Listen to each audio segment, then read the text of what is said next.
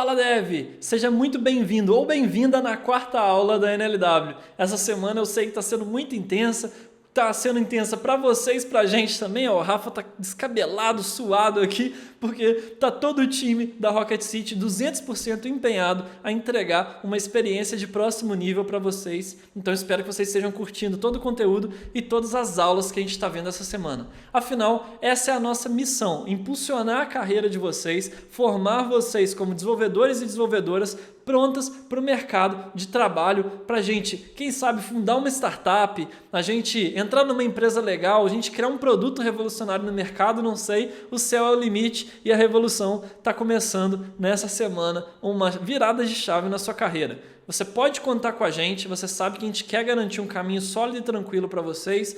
Então a gente tem um método prático e eficiente para desenvolver todas as habilidades comportamentais e também a gente tem aqui na Rocket City uma grade curricular alinhada com o mercado de trabalho. Sim, a gente vai nas vagas, a gente analisa os mercados e as empresas para criar os nossos conteúdos, então conta com a gente com essa jornada. No finalzinho da aula a gente conversa um pouquinho mais sobre isso, um pouquinho mais sobre as oportunidades que estão por vir, mas sem mais delongas, vamos ir para o nosso conteúdo técnico. Lembrando que na aula anterior vocês estavam lá com o Rodrigão criando a aplicação tanto no front-end quanto na aplicação mobile também, para o nosso chat aí, para a gente mandar as nossas mensagens, expectativas da Dual, mas agora chegou a vez da gente criar a nossa aplicação Elixir, que vai ler todas essas mensagens. A ideia da nossa aplicação vai ser qual? A gente vai ler todas as mensagens que a gente possivelmente receberia do front-end, processaria tudo isso para gerar uma nuvem de tags, uma nuvem muito legal com as palavras que mais apareceram durante o evento para a gente fornecer mais essa funcionalidade nesse microserviço que a gente vai fazer em Elixir. A gente vai fazer em Elixir porque a gente vai usar das propriedades que o Elixir brilha, de concorrência, paralelismo, ser uma linguagem que lida com isso tudo muito bem, para introduzir você ao Elixir, para você conhecer o Elixir, conhecer o poder do Elixir, ver como que é fácil a gente construir coisas complexas utilizando o Elixir também. Então, você vai aprender aí então. A gente vai criar uma rota para receber as mesmas mensagens que o back-end que a Dani desenvolveu recebe. A gente vai receber também numa estrutura específica para a gente processar essas mensagens e gerar essa nuvem de tags. Então, sem mais delongas, bora para o conteúdo técnico.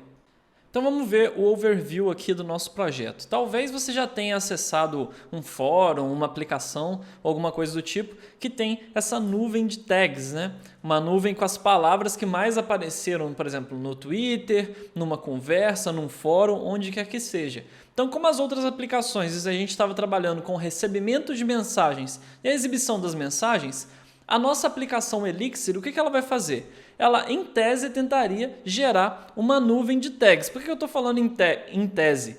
Porque a gente não vai fazer de forma visual, mas a gente vai criar toda a lógica para pegar todas as mensagens que foram recebidas lá no front-end, lá na aplicação React, e através de todas as mensagens a gente vai contar a ocorrência de cada palavra. Tá? Então, todo dia a gente vai gerar uma nuvem, mas de novo, não visualmente, mas em si uma lista, né, com as palavras que mais aparecem.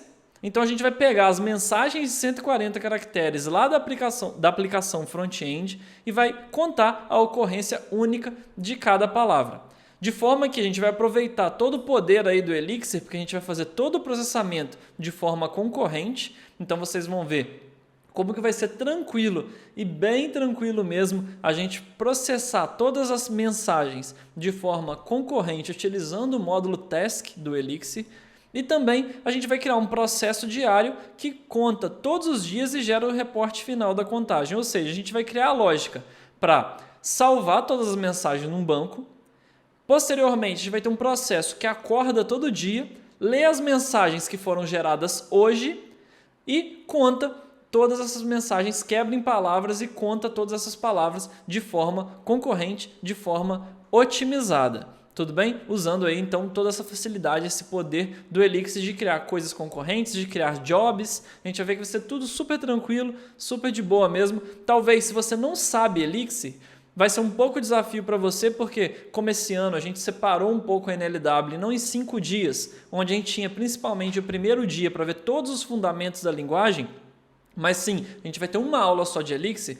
Dessa vez, a gente não vai ter tanto tempo assim para ficar indo nos fundamentos e ficar explicando cada uma das coisas que estão sendo utilizadas. Mas eu já te recomendo, se você ficar perdido um pouco, depois vá lá no Code Drops, no YouTube, que a gente tem vários vídeos sobre os conceitos que vamos ter aqui. Então, sobre programação funcional com Elixir, a gente tem um Code Drops. Sobre Pattern Matching, a gente tem um Code Drops. Controle de fluxo no Elixir, a gente tem um Code Drops também. Então, toda a base que você vai aprender aqui, caso é seu primeiro contato com a linguagem e você ficar um pouco perdido, vale dar uma ida lá no Code Drops, que inclusive também, se eu não me engano, já foi ao ar também o Code Drops da sua primeira API Phoenix. Se não foi ao ar, ainda vai ir. Então, toda a base da nossa NLW está lá também no YouTube gratuitamente para você consumir.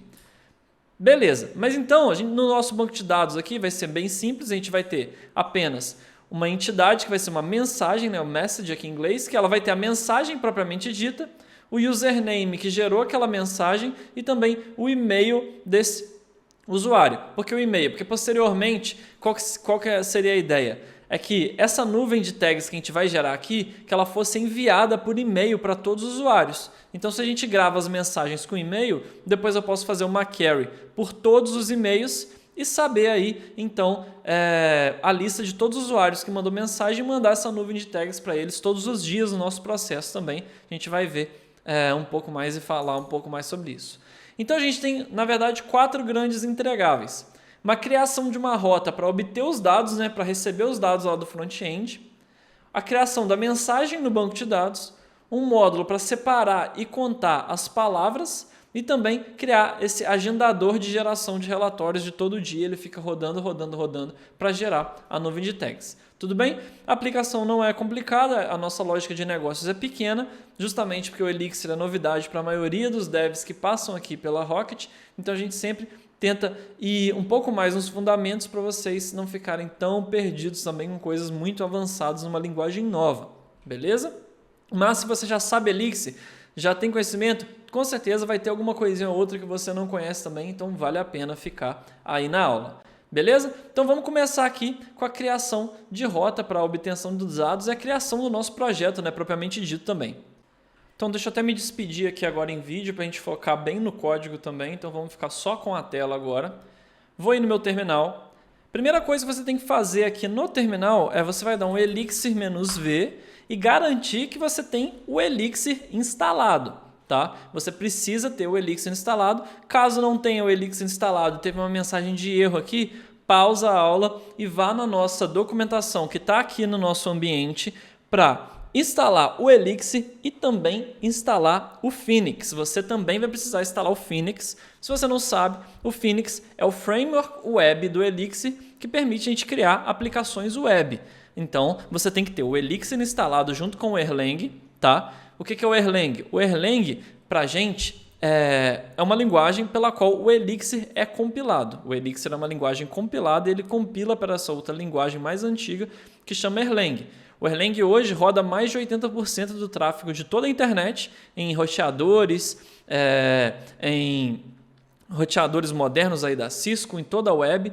Então, o Elixir ele é, digamos assim, compilado por uma linguagem muito madura que já usa muito paralelismo, concorrência e todas essas funcionalidades que a web moderna precisa. A gente ter robustez, escalabilidade, tolerância a falhas. Por isso o Elixir é uma linguagem compilada e ele compila para o Erlang, que tem uma ótima máquina virtual preparada aí para a web moderna. Tudo bem? Então a gente vai instalar o Elixir. Você também precisa instalar o Phoenix. Caso você não tenha o Phoenix instalado, vá na documentação. Mas se eu não me engano, deixa eu ver aqui se eu tenho o comando.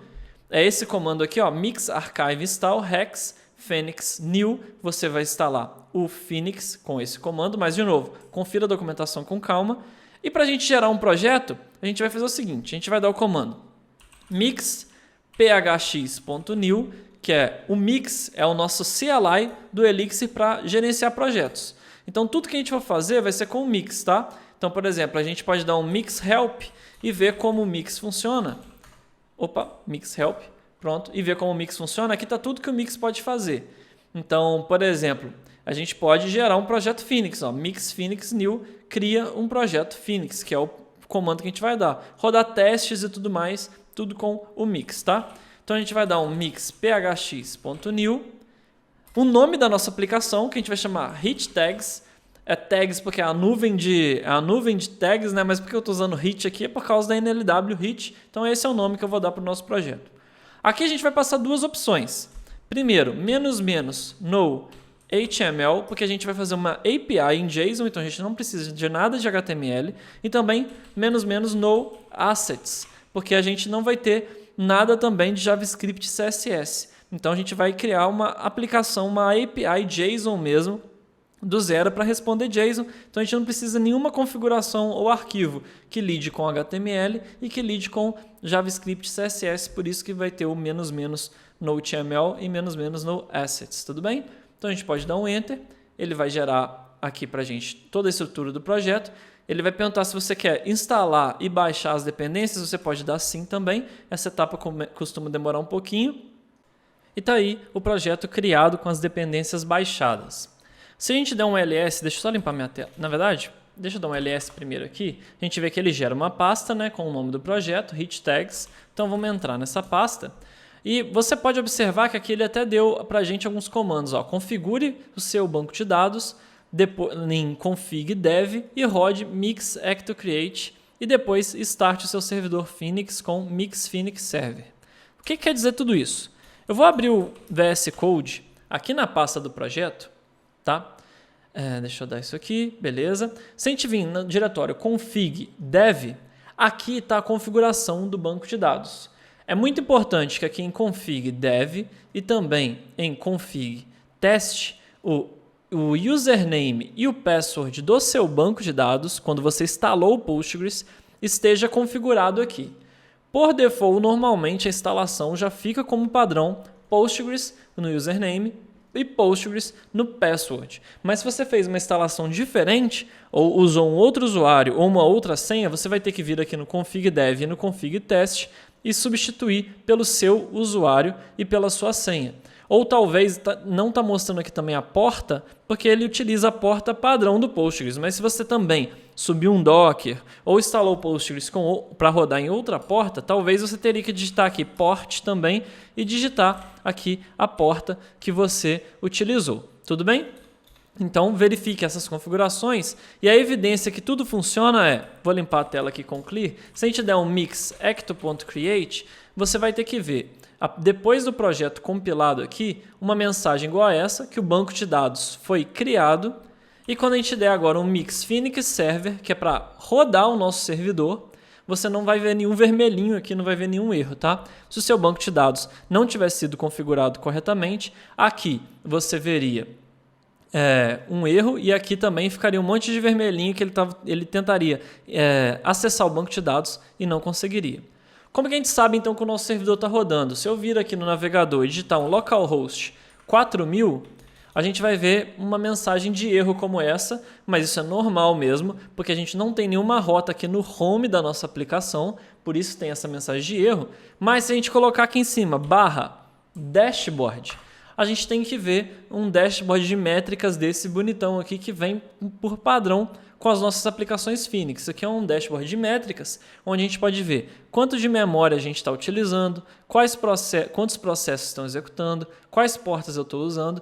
E aqui a gente tem métricas de tempo de execução, métricas de tempo de query no banco de dados. O Phoenix já vem com esse dashboard prontinho e configurado para a gente executar, com qual versão atual do Elixir, qual versão do Phoenix, tá? Quanto de CPU aqui estou utilizando agora e etc. A gente pode ver tudo isso aqui através do Phoenix Live Dashboard. Ele é a evidência de que o nosso servidor está rodando. Ó. Inclusive aqui no log, no terminal, a gente vê que tudo que eu executei foi logado aqui porque o servidor está executando normalmente. Então agora a gente pode prosseguir e a gente pode voltar para o nosso código. Então vamos entender de forma rápida e básica aqui como que é a nossa estrutura de diretórios no projeto Phoenix. Aqui a gente pode fechar aqui o arquivo de configuração e dentro de lib a gente tem basicamente dois diretórios. O nome da nossa aplicação e o nome da nossa aplicação com underline web. Aqui no nome da nossa aplicação, hit tags, vai estar toda a nossa lógica de negócio. Então, toda a conexão com o banco de dados, toda a nossa lógica, tudo que a gente quer fazer na nossa aplicação vai estar aqui em hit tags. E tudo que é da parte web, ou seja, as rotas da nossa aplicação, controllers, views, tudo que é da parte web, obviamente está aqui no underline web, beleza? Então, qual que é a nossa ideia agora? A nossa ideia a gente vai começar a criar uma rota para obter os dados de uma mensagem. Lembrando que a gente quer receber uma mensagem com a mensagem propriamente dita em texto, username e password. O que a gente quer fazer? A gente quer ter uma rota que o usuário vai fazer um post em /API, /messages, e o que esse post vai ter aqui embaixo? Ele vai ter um body, né, JSON. Então a gente vai receber um JSON com uma mensagem, um usuário e um e-mail qualquer, @email.com. Beleza? A gente quer ter uma rota mais ou menos desse tipo aqui e é isso que a gente vai criar. Um post, por que a gente vai fazer um post? Porque o post, os parâmetros vêm via body da requisição, né? Ele vem via no corpo da mensagem, né? E já uma requisição do tipo GET ficaria aqui na URL os campos da nossa rota. Como eu não quero exibir o conteúdo da minha mensagem, eu não quero que isso se torne público, a gente vai disponibilizar para os nossos usuários uma rota do tipo post para a gente receber via body da requisição. Então, beleza. Então, vamos voltar no nosso código agora. Aqui no arquivo de rotas, aqui no router.ex, dentro de hit tags web router, é onde a gente cria as rotas numa aplicação Phoenix.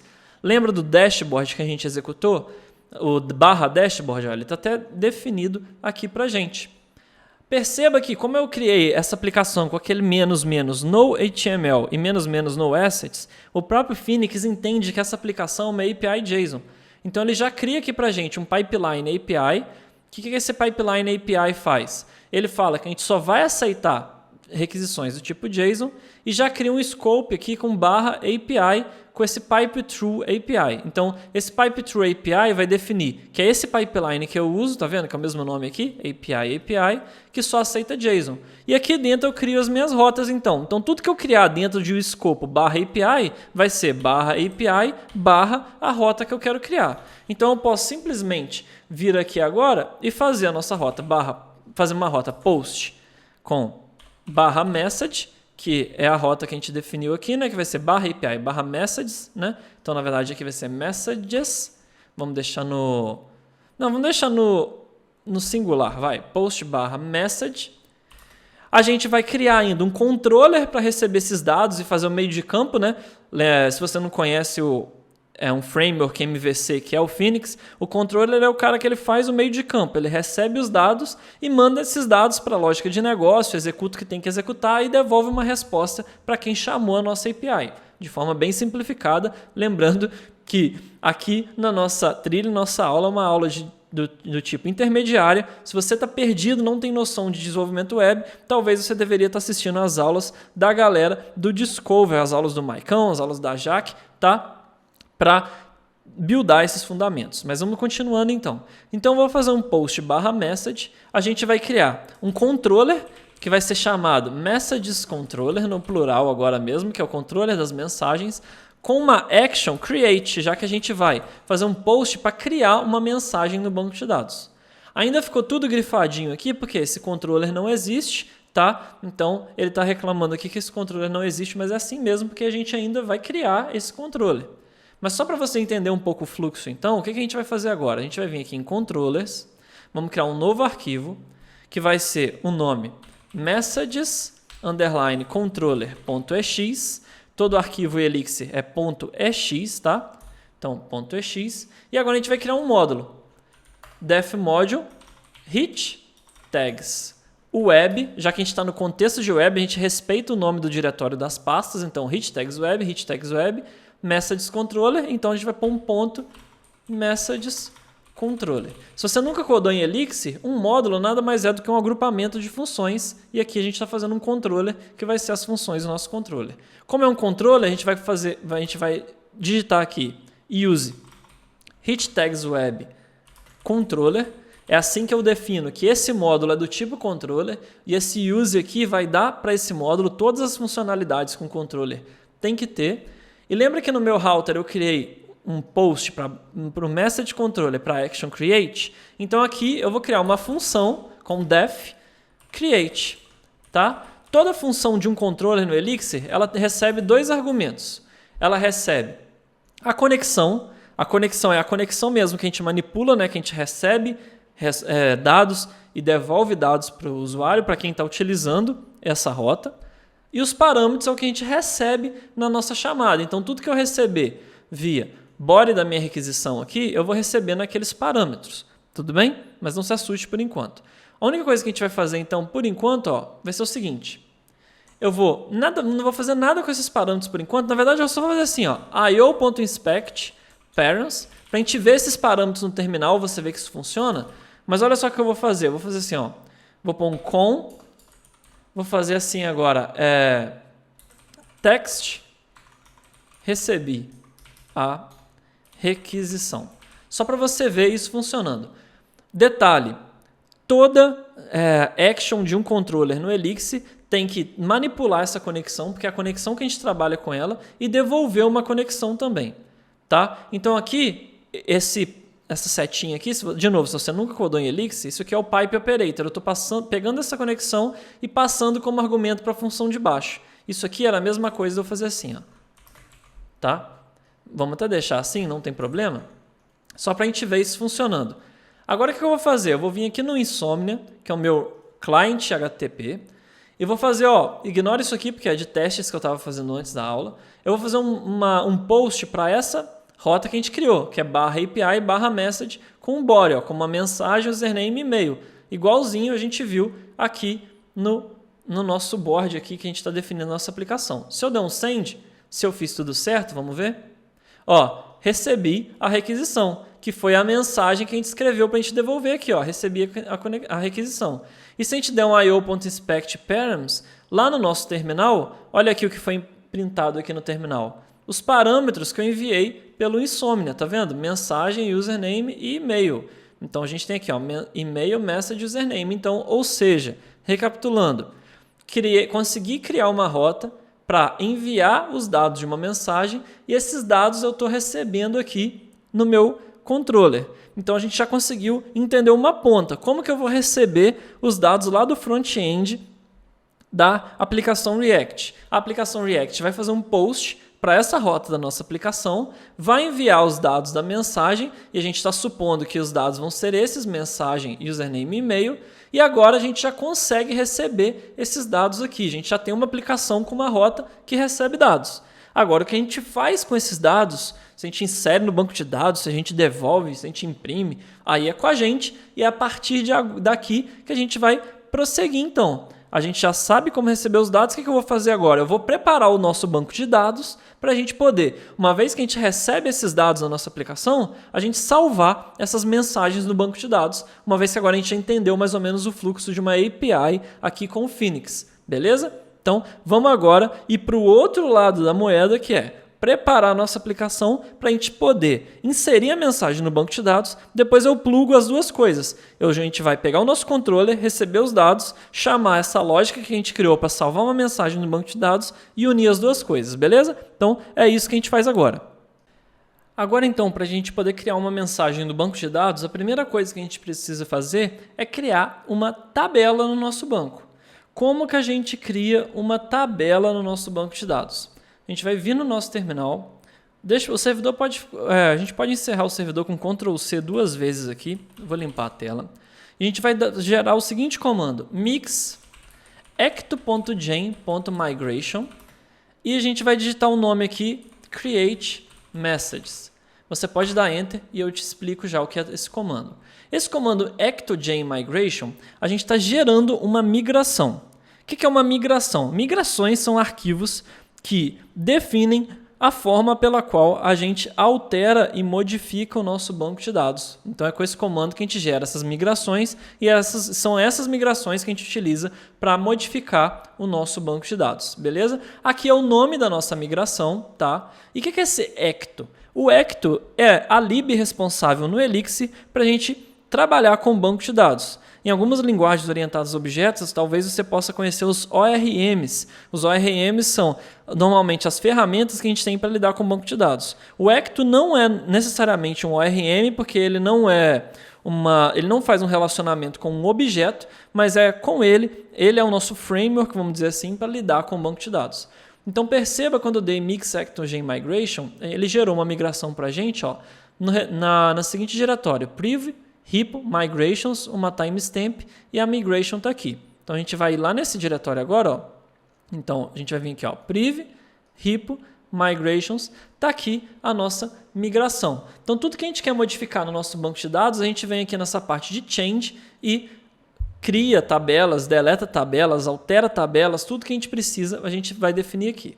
Então a gente vai definir aqui agora assim, ó, create table, dessa forma mesmo com espaço, com o nome messages, beleza? Com do e end. E agora a gente vai definir quais são os campos que a nossa tabela tem. Lembrando que a nossa definição, a gente definiu que o quê? A gente tem uma mensagem, username e e-mail, todos do tipo string, né? Então a gente vai definir esses campos aqui agora. Então a gente vai criar uma tabela de mensagens com um campo mensagem, propriamente dito, do tipo string. A gente vai ter um campo username, do tipo string. E a gente vai ter um campo e-mail, do tipo string. Tá? Esses são os campos que a gente tem, é com esses edges mesmo, sem vírgula, não tem vírgula depois aqui, tá? E por fim, a gente vai também chamar uma função aqui, timestamps. O que essa função timestamps faz? Além dos campos que a gente quer definir no nosso banco de dados, essa função timestamps, por default, ela também vai inserir no nosso banco de dados um campo do tipo inserted@, que vai ter a data de quando um registro foi inserido, e também um updated@, que é quando aquele registro foi atualizado. Ele já cria automaticamente para a gente esses campos, tá? Então, beleza. Isso aqui a gente cria a migração. E a gente pode ir no terminal agora e fazer assim, ó, mix ecto.migrate. Se eu rodar esse comando mix ecto.migrate, a gente vai rodar essa migração e essa tabela vai ser criada no nosso banco de dados. Então você pode dar um enter aí, ó, ele deu aqui pra gente que a tabela foi criada bonitinha, então a gente pode continuar, beleza? Isso quer dizer que a gente está pronto agora para inserir uma mensagem no banco de dados? Não, a gente não está pronto para criar uma mensagem no banco de dados. A gente ainda apenas tem a tabela lá no nosso banco de dados, só que agora a gente tem que criar a camada de lógica aqui na nossa aplicação. Para quê? Para receber dados e saber converter esses dados para o tipo certo, validar esses dados, tá? Então a gente tem que ter agora o link entre a nossa lógica de negócios e a nossa camada de dados, tá? Quem faz esse link entre a lógica de negócio e a camada de dados é os ecto esquemas e o changeset também, que é o que a gente vai ver agora, o que é o esquema e o que é o changeset no Elixir, no ecto, para a gente inserir registro no nosso banco, para a gente trabalhar com o banco de dados também. Vamos então agora criar o nosso esquema. O que a gente vai fazer? Vamos fechar até essas janelas. O esquema pode até ficar aberto se você quiser. Agora a gente vai estar na parte da nossa lógica de negócios, na parte do banco de dados. Então a gente não mais vai estar aqui no diretório web, mas sim no diretório sem ser web, que é o hit tags. Então dentro de hit tags vamos criar um novo arquivo chamado message.ex e esse arquivo vai ser o nosso esquema. Se você vem de uma linguagem orientada a objeto, já trabalhou com algum framework MVC, como por exemplo Rails, Laravel, o Django, algum desses, o esquema é o que é mais parecido com um objeto. Mas ele não é um objeto propriamente dito. Por que ele não é um objeto? Ele não tem comportamento. Ele só faz mapeamento, validação e casting de dados. Tudo bem?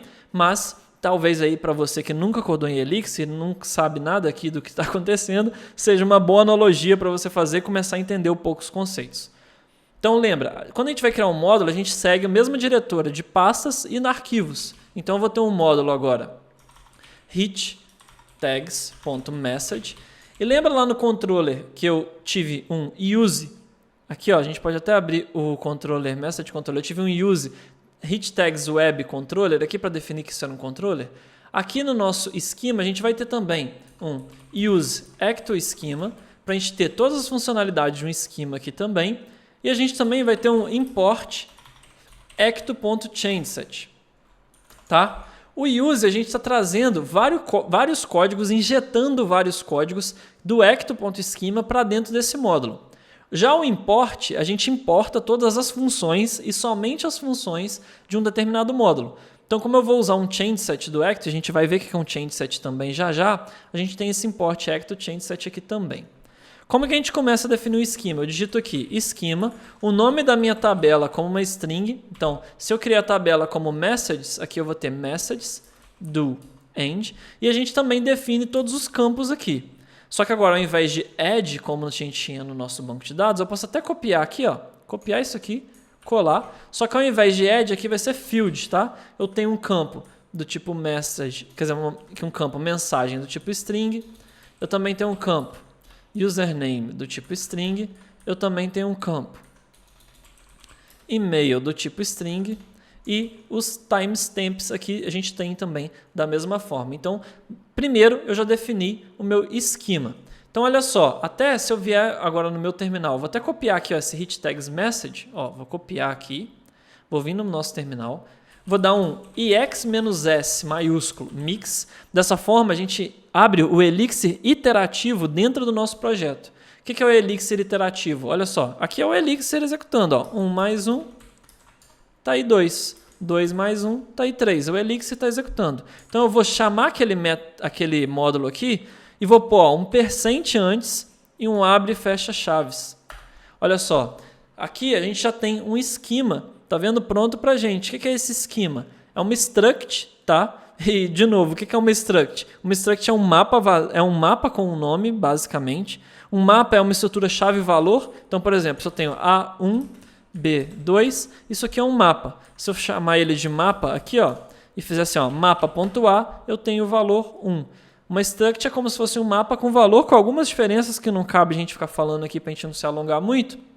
Mas a verdade é, a gente já tem um esquema. O que eu tenho que fazer agora? Dar um jeito de receber parâmetros, fazer o casting desses parâmetros e validar esses parâmetros para eu preencher uma estrutura dessa aqui, que até agora está tudo como nula, para poder inserir essa estrutura lá dentro do nosso banco de dados. Perceba que aqui eu tenho até o inserted@, tá vendo? O updated@. Não se preocupa com esse meta aqui, que é metadados para o próprio ecto utilizar. Você não precisa se preocupar com isso.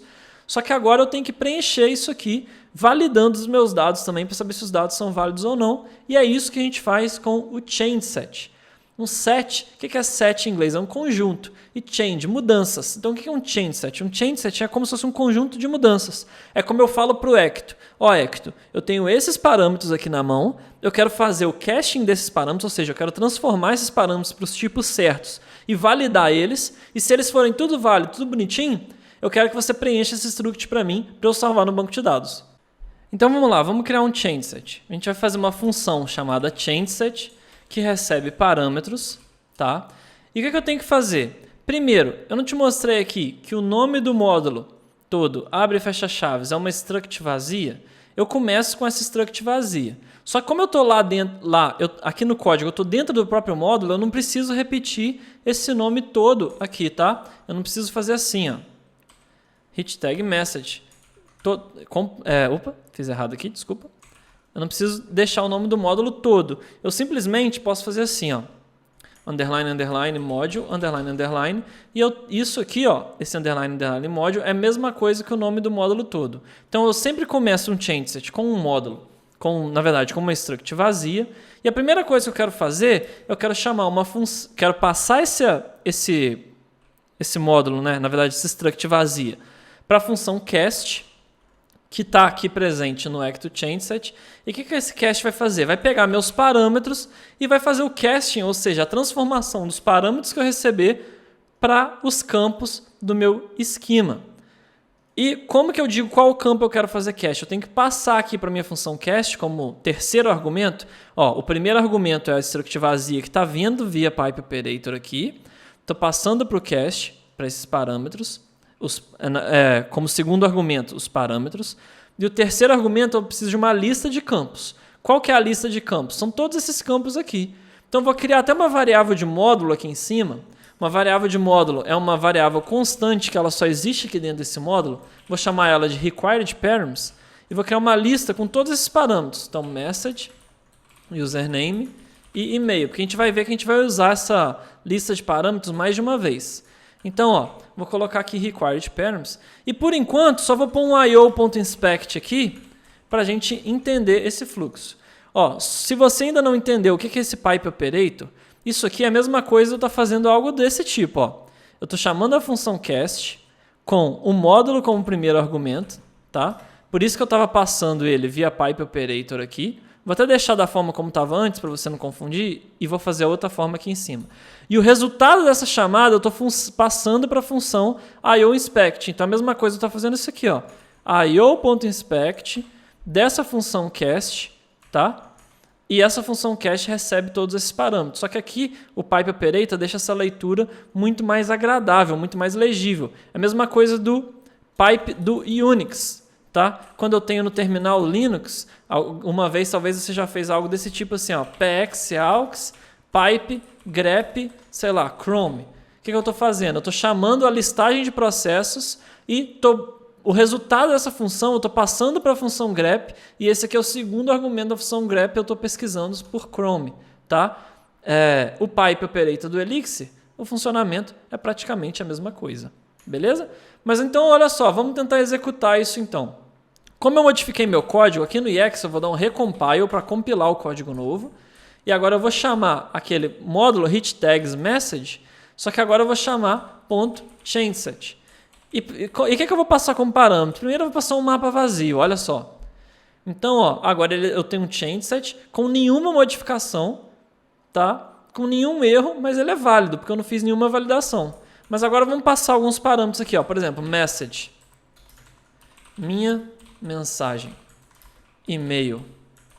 rafael@banana.com e username Rafa Camarda.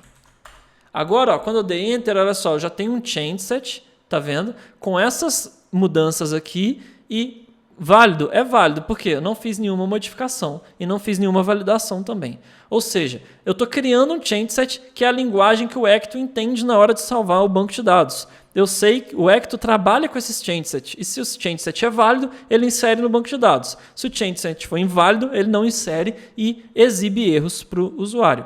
Quer ver? Agora eu vou dizer assim, ó, eu vou criar no pipe aqui, ó, um required params, tá? E vou passar essa mesma lista de parâmetros aqui para essa função required params. Ou seja, agora eu estou falando para o meu changeset o seguinte, na verdade aqui é validate required. Eu escrevi errado, desculpa.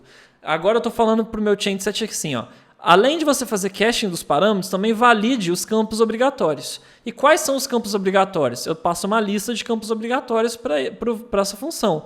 E no meu caso, estou passando que todos os campos são obrigatórios. Tá? Então, ó, vou dar um recompile aqui de novo. Vou limpar a tela. Se eu chamar a mesma função, o meu changeset é válido? É válido. Por quê? Porque eu passei todos os campos. Mas agora eu vou deletar o username aqui dos meus parâmetros do meu mapa. Olha só.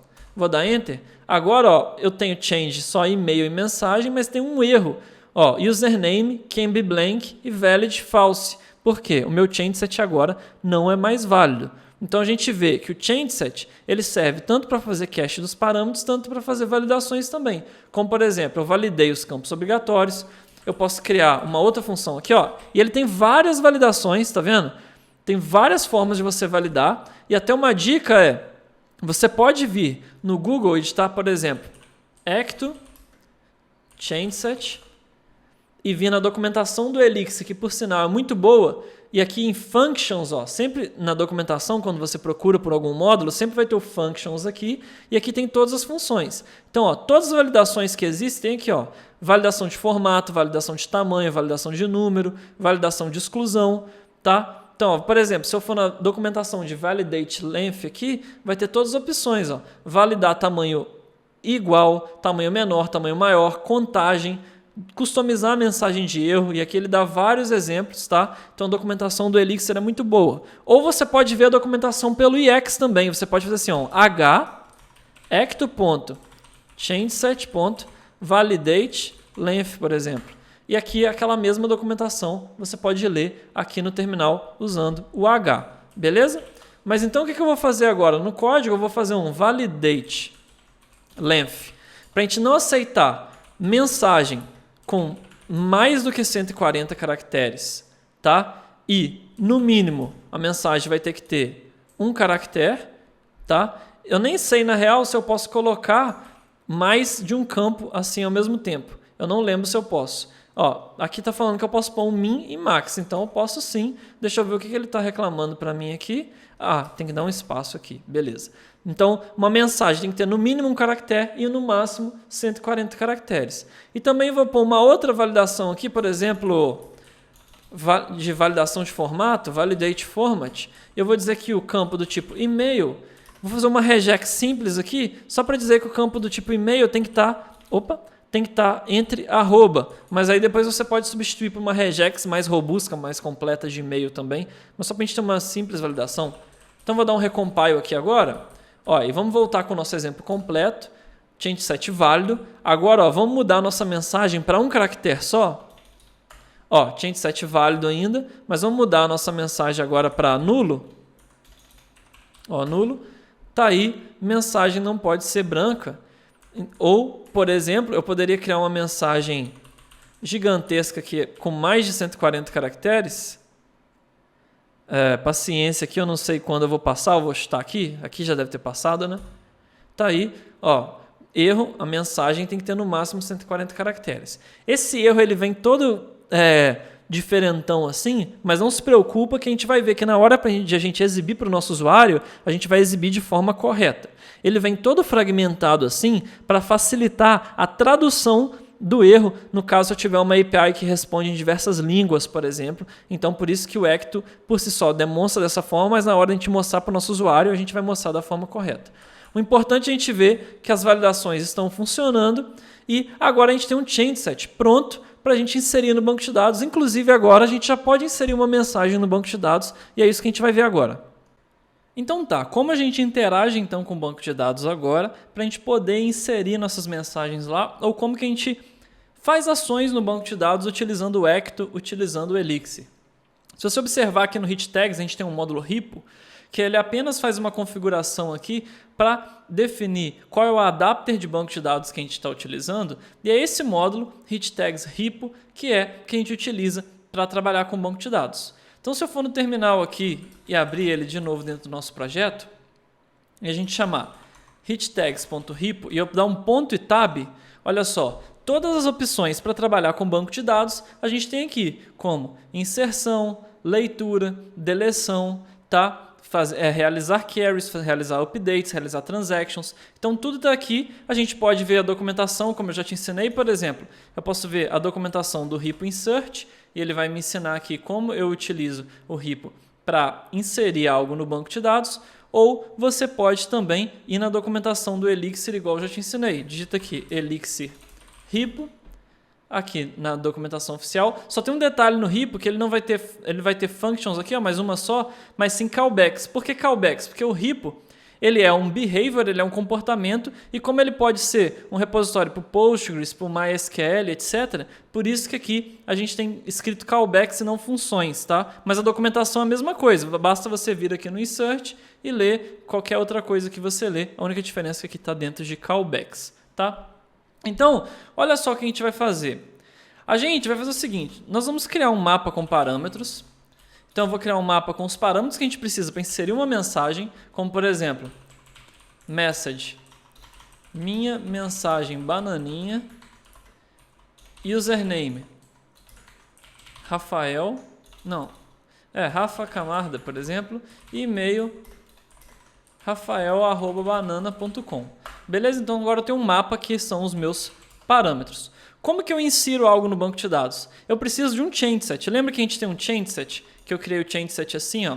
Eu tinha um módulo hitTags.message.changeSet. E se eu passar aqui parâmetros para esse change set, eu tenho um change set válido e a gente viu a questão do válido ou inválido. Então, se eu passar um change set para o Hipo.insert, ele já vai saber lidar com isso e inserir no banco de dados para mim. Então, se eu fizer assim, ó, pegar meus parâmetros, passar para o hitTags.message.changeSet aqui. Deixa eu colocar direito aqui. hitTags.message.changeSet. Beleza, tá aqui. E passar isso aqui agora para o hitTags.hipo.insert. Olha só, quando eu der Enter, Ó, foi gerada uma query no banco, ou seja, isso foi inserido no banco de dados, e percebam que o próprio Hippo ele me devolve uma tupla, que é essa estrutura aqui como se fosse um array, mas normalmente a gente recebe só 2 elementos numa tupla, com um OK e uma mensagem, né? Uma struct falando que ela foi inserida com sucesso. Ó. Inclusive com inserted@, updated@, um ID. Quer ver? Ó, vamos inserir de novo. Ó, um ID 2, outra. Agora, ó, vamos modificar os nossos parâmetros para um e-mail inválido. Vou tirar o arroba aqui e tentar inserir. Tá aí, agora eu recebo uma tupla com erro e um change_set inválido. Olha aqui só, o valid false, a mensagem de erro, como a gente tinha visto antes. E é bom a gente ficar atento nesse OK e nesse erro nessa tupla, porque é isso aqui que a gente vai utilizar para controlar o nosso fluxo de execução na nossa aplicação, tá? De novo, se você não conhece muito o Elixir, vá no Code Drops e veja o controle de fluxo com o Elixir, que você vai entender um pouco mais o que são essas tuplas de OK, sucesso, erro e algum outro erro que aconteça também, como a gente usa isso para controlar fluxo. Mas o mais importante é, agora a gente já sabe como insere no banco de dados, tá? E uma coisa que você deve ter percebido que é meio caro às vezes ficar digitando toda vez hit tags, message, change, hit tags, Hippo. Aqui no Elixir, para a gente não ter que ficar digitando esses nomes de módulos grandes toda hora, tem a palavra alias. Então se eu fizer assim, ó, alias hitTags.message, o que é alias quer dizer em inglês? É como se fosse um apelido, né? É como se fosse um outro nome que a gente está substituindo. Então, quando eu faço um alias de um nome de um módulo, eu posso usar ele agora só com o último nome do módulo. Então, agora, se eu digitar message, é a mesma coisa eu digitar hitTagsMessage. A mesma coisa se eu fizesse um alias hitTagsHippo, agora eu posso usar só Hippo, que é a mesma coisa hitTagsHippo. Então, aquele exemplo anterior que está aqui, eu poderia só fazer assim, ó, pegar os parâmetros, passar para o message.changeSet e passar para o hippo.insert, que funcionaria da mesma forma. Claro, aqui deu erro porque os meus parâmetros, lembrando, eles estão inválidos, tá? Vamos voltar aqui com os parâmetros válidos, deixa eu pôr arroba de novo no e-mail e executar de novo. Tá aí, inserção feita no banco de dados, tá? Então, você vê que a gente toda hora tem que pegar parâmetro, verificar se um changeSet é válido ou não e inserir ou não no banco de dados. Só que quando dá sucesso, quando acontece a operação com sucesso, eu vou querer devolver para o nosso usuário apenas o quê? Na verdade, eu vou devolver esse resultado todo da operação. Só que quando dá erro, aqui ó, quando der um erro no changeSet, o que eu quero fazer? Eu quero poder também ter um controle mais fino de qual status code a gente vai exibir lá no... Qual status code a gente vai poder exibir lá no nosso controller. E então, a gente vai criar um novo módulo agora para fazer um meio de campo entre o nosso esquema e entre o nosso controller, que vai ser um módulo simplesmente que cria mensagens no banco de dados e lida com isso, tá? Bem comum esse módulo de meio de campo que a gente vai ver. Você vai ver como que ele vai funcionar e, afinal, ele é bem simples. Aqui dentro de hit tags, agora a gente vai criar uma nova pasta para representar um novo contexto chamado messages. Agora, dentro dessa pasta messages, nós vamos criar um novo arquivo chamado create.ex, que esse módulo a gente vai utilizar para criar mensagens no banco de dados. Então, seguindo a nossa ordem, a gente vai ter um módulo hit tags.messages.create. Vou fazer um alias nos dois módulos da mesma forma que eu fiz no terminal, só que para eu fazer nos dois eu posso usar um ponto e chaves e ao invés de eu repetir os dois, eu posso fazer tudo na mesma linha. Isso aqui é a mesma coisa, isso aqui é a mesma coisa de eu fazer isso aqui.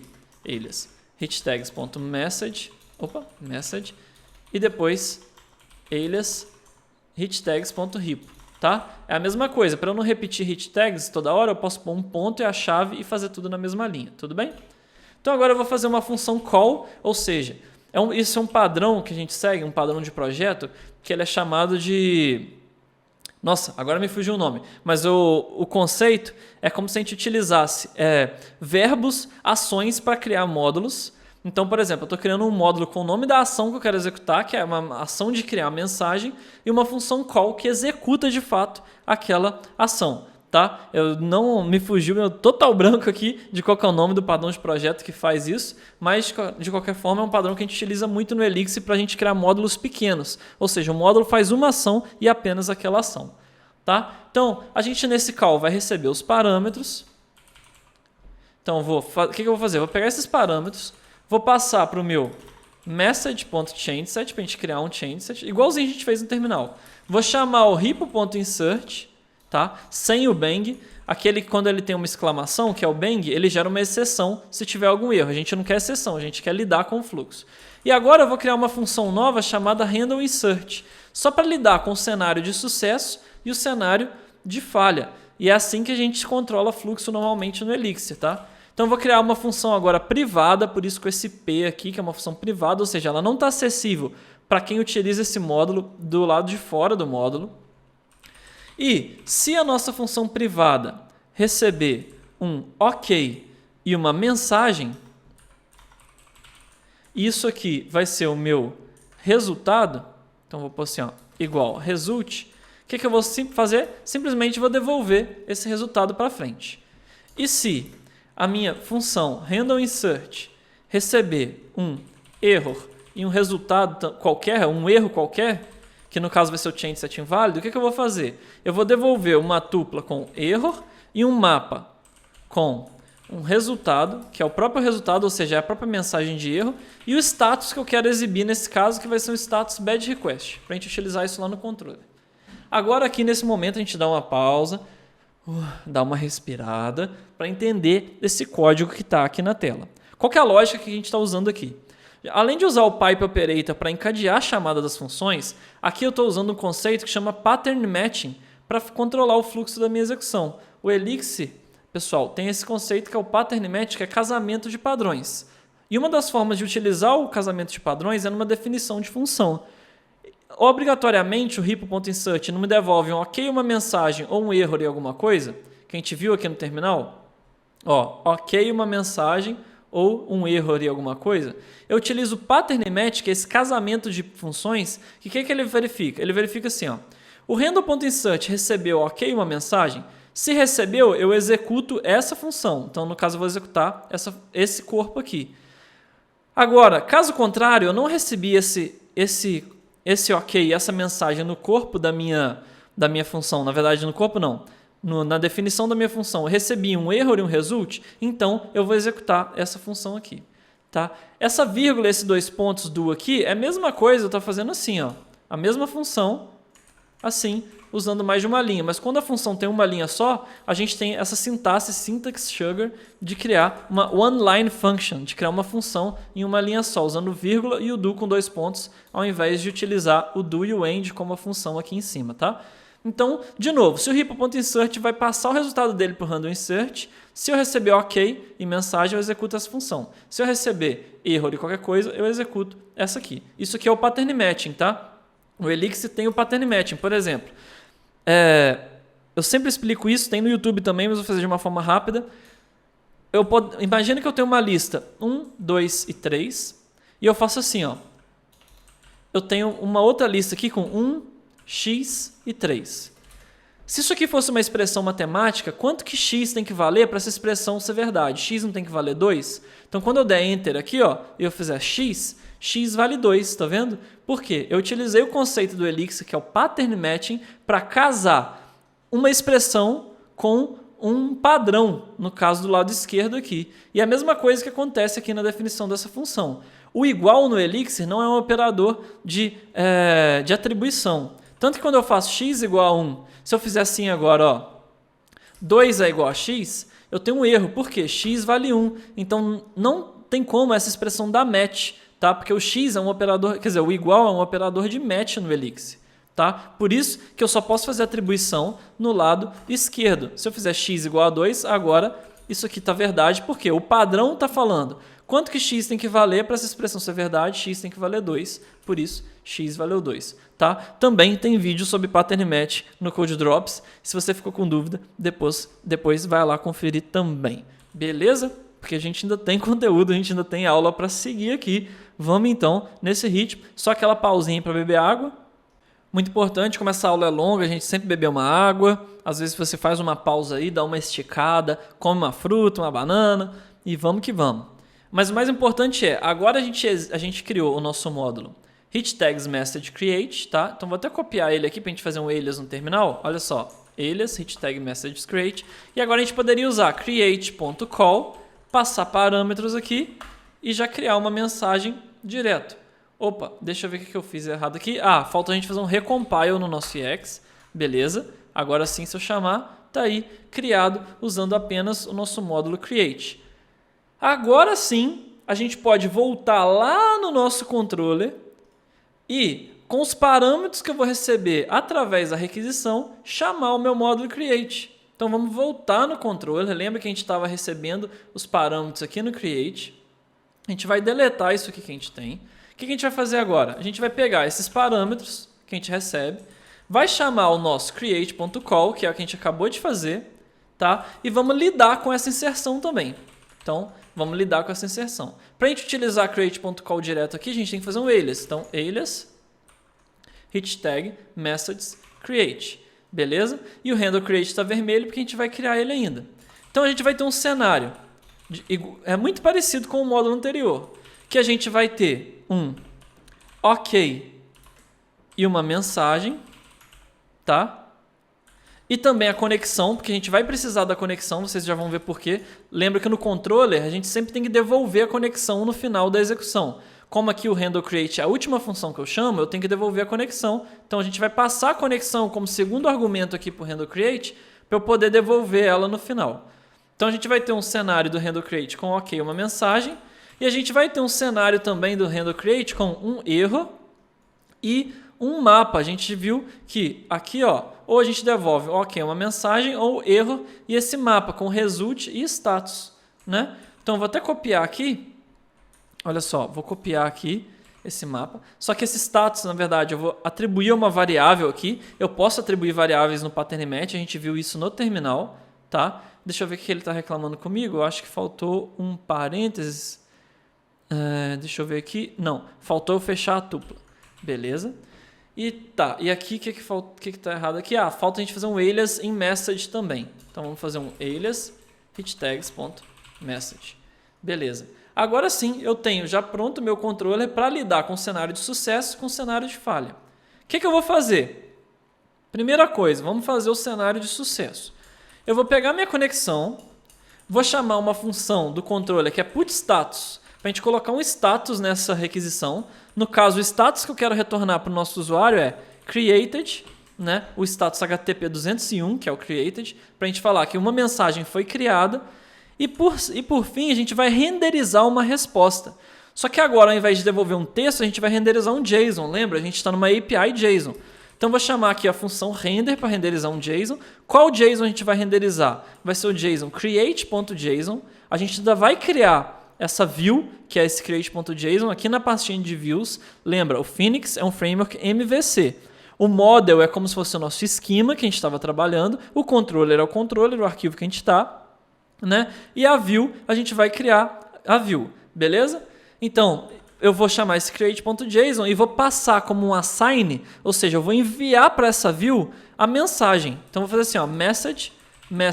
A gente usa um keyword list, que é essa forma aqui de fazer um atom, que é é como se fosse uma string, só que constante, isso é um atom, e por isso tem aqui message 2 pontos, e message, quem que é essa message que eu vou enviar? Essa que está aqui em cima que eu estou recebendo no corpo da minha função. Então, eu vou colocar um igual message, aqui, ó, porque eu estou recebendo essa mensagem na variável e vou passar essa mensagem para a nossa view aqui embaixo. Beleza? Então, não se preocupe por enquanto com o caso de falha. Vamos terminar agora todo o nosso caso de sucesso. O que a gente vai fazer agora? Como eu estou chamando o render aqui para criar uma view, quer dizer, na verdade, para renderizar uma view, eu tenho que criar essa view. Então, aqui na pastinha de views, a gente vai criar um novo módulo chamado MessagesView. Ele tem que ser esse nome, ele tem que ser o mesmo nome do controller. Então, eu tenho MessagesController, aqui eu tenho que chamar MessagesView.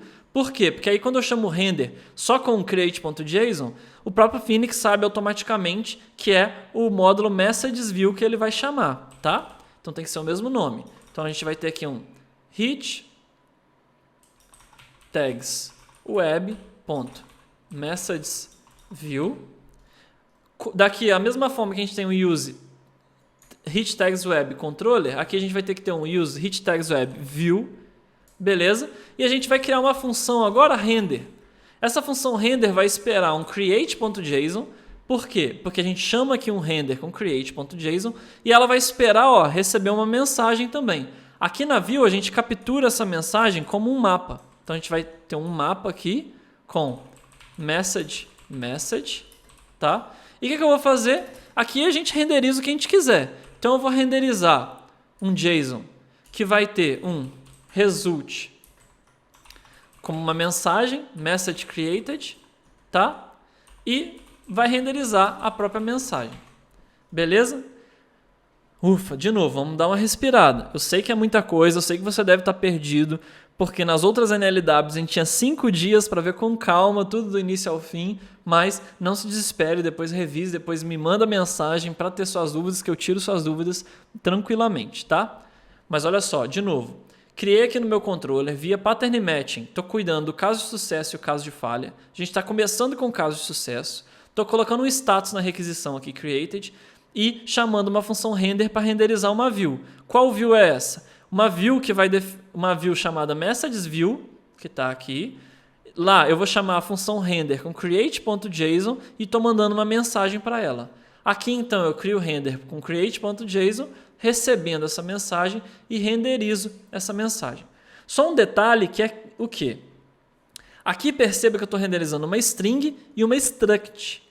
Só que uma struct, não necessariamente o Phoenix já sabe como transformar esse struct para um JSON, tá? Para o Phoenix saber como transformar esse struct para JSON, a gente vai ter que ir lá na nossa mensagem, então volte ao arquivo message.ex. Aqui a gente vai pôr um @derive, que é uma variável de módulo especial, que eu vou fazer uma configuração para falar assim, ó, essa struct, ela é encodada para JSON através do módulo JSON.encoder e os campos que eu vou encodar para JSON eu passo no only aqui. E quais campos são esses? Eu vou falar que eu quero renderizar o ID mais todos os campos obrigatórios aqui, os required parameters. Por que eu estou passando esse only ID mais required parameters? Porque a gente viu que uma struct tem outros campos, por exemplo, esse campo meta aqui, que eu não quero renderizar na minha view, o inserted@, que eu não quero renderizar na minha view, nem o updated@, que eu não quero renderizar na minha view. Eu quero apenas o ID e os campos obrigatórios, é isso que eu quero exibir para o meu usuário. Por isso que eu coloquei esse only. E o que é esse ID mais required parameters? Eu estou somando duas listas. Se eu fizer assim, ó, 1, 2, mais 3, 4, eu tenho uma lista 1, 2, 3, 4. Então eu estou somando uma lista só com ID com essa lista aqui de cima, que é message, username e e-mail, já que esse derive, o only, espera uma lista. Beleza? Então agora a gente está pronto para testar. Eu acabei fechando meu Insomnia aqui numa pausa, vou abrir o Insomnia de novo para a gente testar o cenário de sucesso. Opa, ele abriu na outra tela, deixa eu trazer ele para cá. Beleza, ó, vamos tentar... meu servidor não está rodando também, deixa eu abrir uma nova aba, rodar ele de novo com o Mix Phoenix Server. Beleza, não se preocupe com esses warnings, são tudo variáveis que a gente não está utilizando ainda, tá? A gente ainda vai resolver todos esses warnings. A questão é, vamos dar um send aqui agora, a gente quer ver um 201 aqui created e a gente quer ver aqui o resultado da nossa view. Vou dar um send. Tá aqui, mensagem, ID e result message create. Ó, perceba que o 201 está aqui. Ó, vou até mudar para você ver, só para você entender um pouco esse fluxo. Se eu mudar esse status aqui para bad request e tentar fazer aqui no Insomnia de novo, ó, agora eu tenho 400 bad request e a mensagem foi criada. Totalmente errado, né? Porque eu estou tendo um erro aqui, mais uma mensagem de sucesso, tá? Mas só estou mudando para você ver essa influência. Vou voltar aqui. Opa! Vou voltar aqui para o Created. E aqui na View, só para te mostrar também que é o que é renderizado lá, ó, Message Created Banana. Vou salvar aqui, vou vir aqui, dar um send de novo. Tá aqui, Result Message Created Banana. Tá? Então, tá aqui a mensagem criada e o resultado propriamente dito. O fluxo de sucesso está pronto. Bora fazer o caso de falha, então. Vamos voltar agora lá para o código, para o nosso controller. Então, vamos abrir agora o nosso Messages Controller. Beleza. Agora o que a gente vai fazer? Bem similar aqui em cima, a gente vai ter a nossa conexão, só que agora, nesse caso, o put status que a gente vai colocar vai ser o status que a gente recebe pelo módulo. E por que isso é importante? É importante que a gente pode ter o mesmo handle create para várias ações e a gente dá flexibilidade, se algum módulo acima mudar o status, resolver mudar, ele vai mudar automaticamente aqui, tá? Só que agora, como a gente vai usar uma view de erro e não mais a methods view, tá? É um padrão a gente utilizar uma view de erro para centralizar todo o tratamento de erro lá. Como não é o mesmo nome do módulo, a gente não pode chamar direto o render, a gente tem que chamar a função putView, tá? Para a gente falar qual módulo a gente quer usar para renderizar, que no caso vai ser hit tags web.errorView, tá? E a gente vai falar agora sim qual view a gente vai renderizar. Então a gente vai renderizar uma view chamada error.json e passar o resultado para essa view, que é o resultado que a gente recebe aqui, que no caso, lembrando, ó, aqui no create, esse resultado vai ser o quê? O changeset, né? O changeset inválido. Lembra quando a gente inseriu que o que a gente recebe não é um changeset inválido? Tá, deve estar aqui para cima isso, um changeset inválido. Então, a gente vai passar na result esse changeset inválido e a gente vai ter que ter uma forma de lidar com essas mensagens de erro para mostrar uma mensagem de erro bonitinha para o nosso usuário, tá? Então, beleza. Então, o controle está pronto. Agora a gente pode ir no nosso error view, tá? Aqui no error view, a gente vai criar uma função. De novo, mesma coisa do messages view. Um render com error.json que vai receber um result, que é um changeset. Então, eu vou garantir via pattern match aqui que eu estou recebendo um changeset. Dessa forma, essa função só vai executar se eu receber um changeset. Tá? Então, changeset. E o que eu quero fazer agora? Eu quero renderizar um JSON que tem um resultado com a mensagem de erro. Só que, se eu simplesmente passar aqui changeset, de novo, eu tenho um changeset aqui que ele é todo bagunçado. A nossa renderização não sabe trabalhar com esse changeset. Eu tenho que dar um jeito de traduzir essa mensagem de erro. Primeiro, ele está dando erro aqui porque falta fazer um alias ecto.changeset, mas felizmente o próprio changeset ele já tem uma função preparada para traduzir esses erros. É uma função muito padrão e ela é muito incomum. Então você pesquise no Google ecto changeset traverse errors, tá? Ecto changeset traverse errors. E aqui na própria documentação, ó, do traverse errors, é exatamente esse código aqui que é o que a gente precisa, tá? Então, a gente copia, cola aqui. A gente vai criar uma função privada ó, chamada, sei lá, translate errors, que recebe um changeset. Opa, changeset. Beleza. Do end e cola o traverse errors aqui. E aqui, ao invés de changeset, a gente vai chamar essa função translate errors e passar o changeset para ela. Só que tem um detalhe, por que aqui está vermelhinho no traverse errors? Porque essa é uma função do ecto changeset, então para utilizar aqui eu tenho que importá-la, tá? Como que a gente importa? Eu podia fazer assim, ó, import ecto.changeset, importar todas as funções do ecto changeset, ou eu posso importar só ela. Como que eu importo só ela? Eu coloco um vírgula aqui em cima, only, 2 pontos, e o nome da função traverse errors, 2.2. Por que tem esse 2.2? Isso aqui a gente chama de aridade. O que é aridade? É quantos argumentos uma função recebe. E por que no Elixir a gente tem que passar a aridade aqui na hora de importar? Porque eu podia ter uma mesma função que recebe 1, 2, 3, 4 parâmetros. Tá? É muito comum a gente ter várias funções que recebem quantidades diferentes de argumentos. Por isso que a gente precisa definir qual é a função que eu quero chamar. No caso, traverse 2, que só tem 2 argumentos aqui. Tá? Deixa eu ver o que ele está falando aqui. Translate errors is unused. Eu escrevi errado aqui em cima. Translate. Em algum momento eu devia ter errado, mas tudo bem. A questão é, aparentemente a gente está pronto para o erro. Vou voltar aqui no Insomnia, vou dar um send. Sucesso, ainda está funcionando. Vamos agora não mandar o e-mail, por exemplo. Ó, bad request, e-mail can be blank, mensagem bonitinha traduzida para a gente. Vamos agora mandar o e-mail sem arroba. Bad request, e-mail has invalid format. Então, nossa validação está funcionando também. E com isso, a gente termina aqui no nosso Kanban a parte de criação de rotas para obtenção dos dados. Terminamos aqui. Criar uma mensagem no banco de dados eu nem tinha movido para doing, mas também a gente terminou. E finalmente a gente pode ir para a parte mais legal da nossa aplicação, que é criar um módulo agora que vai ler todas essas mensagens lá do banco de dados e separar em palavras para também a gente criar esse agendador de geração de relatórios, né? Então, é agora isso que a gente vai fazer, criar esse módulo com a lógica, a parte legal da nossa aplicação. Bora lá então, a primeira coisa que a gente vai fazer é o seguinte, se a gente vir no terminal e a gente tentar utilizar o módulo Ripple, deixa eu ver se eu ainda estou com eu acho que eu ainda não estou com eles, deixa eu fazer de novo aqui.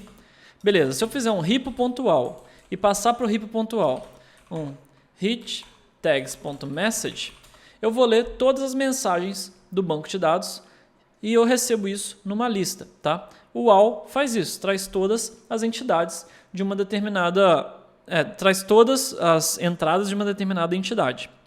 Porém, o Ripple.all também pode receber uma query, tá? A gente pode ver um H aqui do Ripple.all. Ó, e tem o all 2, tá vendo? Porque o 2, ele aceita uma query, tá? Então, o que eu vou fazer? Na verdade o Ripple.all 1 também aceita uma query, tá? Eu estou confundindo aqui as coisas, mas quando eu passo apenas uma entidade, igual eu passei aqui em cima, ele traz todas sem nenhuma ordenação, sem nada desse tipo. Na verdade, o Ripple 2, olha, aceita um prefixo aqui para a gente fazer alguns joins, algumas coisas a mais que você vê a documentação depois. Mas o importante é a gente saber que a gente pode passar uma query, ó, tá vendo?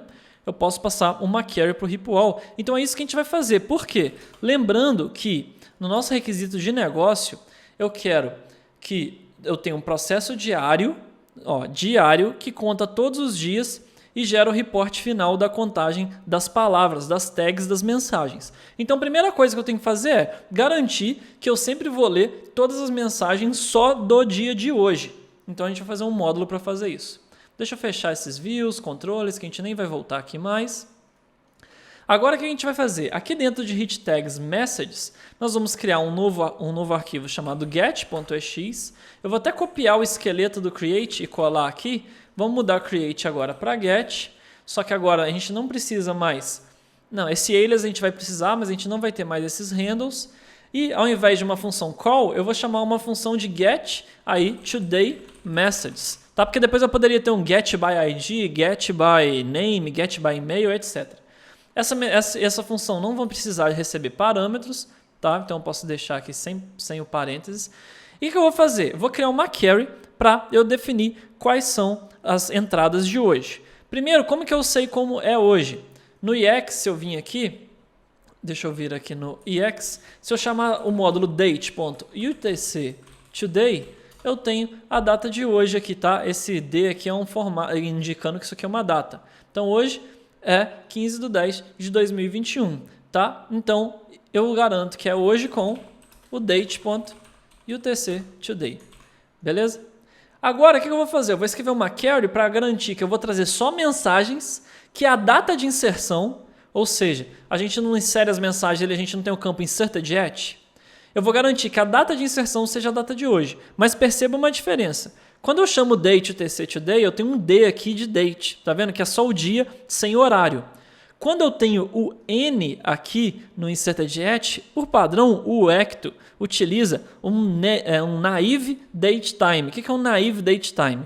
É um date time, ou seja, date time porque tem data e hora, tá? E o naive é porque ele não considera fuso horário, tá? Então, para a gente comparar o inserted at com a data de hoje, a gente vai ter que converter também o inserted at para o tipo date, mas isso é super tranquilo. Eu posso converter sem problema nenhum, o Ecto já vai converter para mim, beleza? Então eu vou fazer aqui a nossa query, que vai ser o quê? Eu vou falar from message in message, ou seja, eu estou definindo que eu vou ler uma entrada do tipo mensagem, onde, dois pontos, né? Where, dois pontos. Aí aqui que eu vou converter o tipo, então eu vou usar essa função do ectocarry, que é o type, e falando nisso eu preciso dar aqui em cima um import ecto.carry, beleza? Então onde o tipo de message.inserted@, eu vou converter para date, tá? Isso aqui tem que ser igual ao quê? Tem que ser igual today. Então eu vou pôr igual today com esse chapéuzinho de vovô aqui, o acento circunflexo, tá? Por que eu tenho que usar esse acento circunflexo aqui? Isso é um assunto um pouco mais avançado de pattern matching de ActoCarry, mas com isso eu estou apenas fixando que today vai ter exatamente o valor dessa variável aqui. Porque perceba, dentro de uma carry eu posso ler valores dinamicamente. Por exemplo, mensagem aqui eu leio dinamicamente através do pattern match quando a carry executar. Para eu não ler um valor e na verdade eu estou falando assim, eu quero usar esse valor especificamente, eu pino ele. Esse chapeuzinho de vovô aqui a gente chama de operador de pin. Ou seja, eu fixo esse valor e nada pode mudar ele. Tá? Então esse que é o chapeuzinho de vovô, um acento circunflexo aqui. Depois basta chamar um ripo pontual passando essa carry. Beleza? E dessa forma a gente já está pronto o nosso módulo para ler todas as entradas de hoje. Vou copiar aqui. Vamos fazer um alias. Aqui, e agora é só fazer um get today. Opa, eu tenho que dar um recompile, né? Beleza. Get.today messages. Tá aí todas as mensagens inseridas hoje. Não tem nenhuma outra mensagem no banco mesmo, que foi inserida ontem, mas pode confiar que o código é esse aí mesmo. Não vai ter como eu criar a mensagem de ontem, porque o insertget ele é gerado automaticamente. A não ser que eu fosse lá no banco de dados e inserisse manualmente para vocês verem, mas para a gente não perder tempo, confia que esse código, espero eu, né? Não vou ser tão arrogante assim, mas espero eu que ele esteja tudo certinho mesmo. Beleza? Agora então, a gente já tem o nosso módulo que lê todas as mensagens. O que eu tenho que fazer agora? Vamos fazer o nosso módulo que concorrentemente, através de uma task concorrente, usando aí os núcleos todos do nosso processador, a gente vai pegar essa lista de mensagens, quebrar elas em palavras e contar a ocorrência de cada uma das palavras. Para a gente atingir a concorrência, a gente vai utilizar o módulo do Elixir task. Se você tiver Elixir na verdade, digitei Ecto sem querer aqui. Então se você pesquisar sobre Elixir task, você vai ver aqui, ó, várias funções para você criar processos no Elixir, tá? O processo, o módulo task, é para fazer uma tarefa assíncrona, onde um processo nasce, executa uma tarefa e morre, tá? No Elixir, por a gente ter conceitos da programação funcional como imutabilidade, a gente pode criar processos à torta e à direito. Cada um deles são independentes, eles têm espaço de memória isolados, um não afeta o outro e a gente não tem problemas que a gente tem que usar semáforos ou qualquer coisa do tipo, como em algumas outras linguagens usam threads para trabalhar com isso. Na verdade, você vai ver que é bem tranquilo, vai ser até um pouco sem graça a gente utilizar task, tá? Mas é mais importante você ver que aqui a gente tem vários tipos de task. E apenas uma forma resumida, bem básica mesmo, a gente tem, por exemplo, o task start, que ele starta uma função, executa e morre. Tem o task async, que é bem parecido com talvez você já viu no JavaScript, o async await. Você faz aqui com o async, tá? Ó, async await, você pode dar uma lida melhor na documentação. Mas especificamente o que a gente vai utilizar hoje vai ser o async string. Por que a gente vai utilizar o async string? O async string é bom especialmente quando a gente tem uma coleção de dados.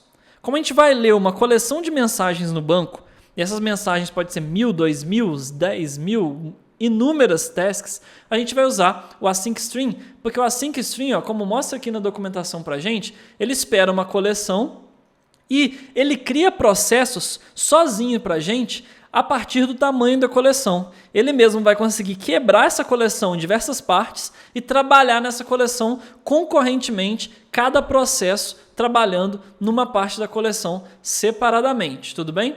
É importante a gente ver aqui que o async string ele tem uma opção, por exemplo, max concurrency, que é quantos processos ele vai subir, e o default aqui, ele vem falando que é o system.schedulers online. O que é esse system.schedulers online? Se eu executar aqui no meu EX, ó, system.schedulers online, olha só, ele retorna 4. Por que ele retorna 4? Porque 4 são um número de núcleos que eu tenho no meu processador.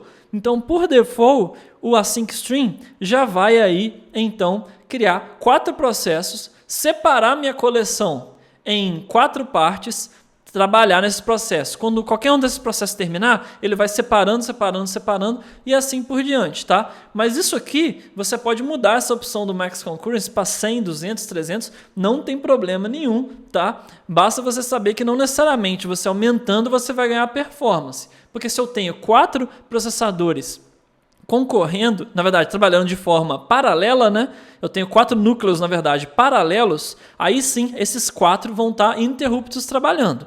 Mas uma vez que eu começo a construir mais processos, aí já vou ter concorrência, ou seja, eu vou dividir o tempo de clock do meu processador e cada processo vai receber um pedacinho disso. Isso quer dizer que é ruim? Não é ruim, porque eu posso estar esperando, por exemplo, um I/O, posso estar esperando algum outro processamento que eu já estou de braços cruzados mesmo esperando, então talvez é bom eu aumentar o max concurrence, mas isso depende muito da característica do seu problema, depende muito do seu tipo de dado, não é muito que a gente vai se preocupar aqui agora, a gente só vai se preocupar em usar o async string, tá? Para trabalhar para a gente, beleza? Então, vamos lá. Aqui em hit tags eu vou criar um novo contexto agora chamado tags.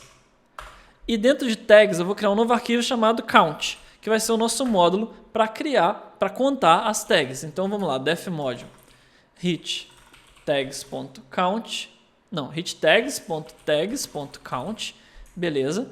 Já vou fazer um alias desse módulo de get, que a gente vai ter que utilizar ele para ler as mensagens do banco, né? Então, alias hit tags message get.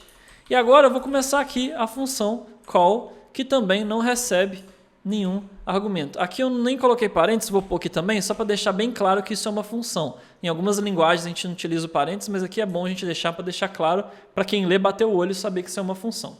Então a primeira coisa que eu vou ter as mensagens com o get.todayMessages. Na verdade, desculpa, eu mesmo estou confundindo o style guide. Se você tiver até curiosidade, você pode vir aqui em Elixir Style Guide. É um Style Guide criado pela comunidade. E a gente pode ver aqui sobre parênteses.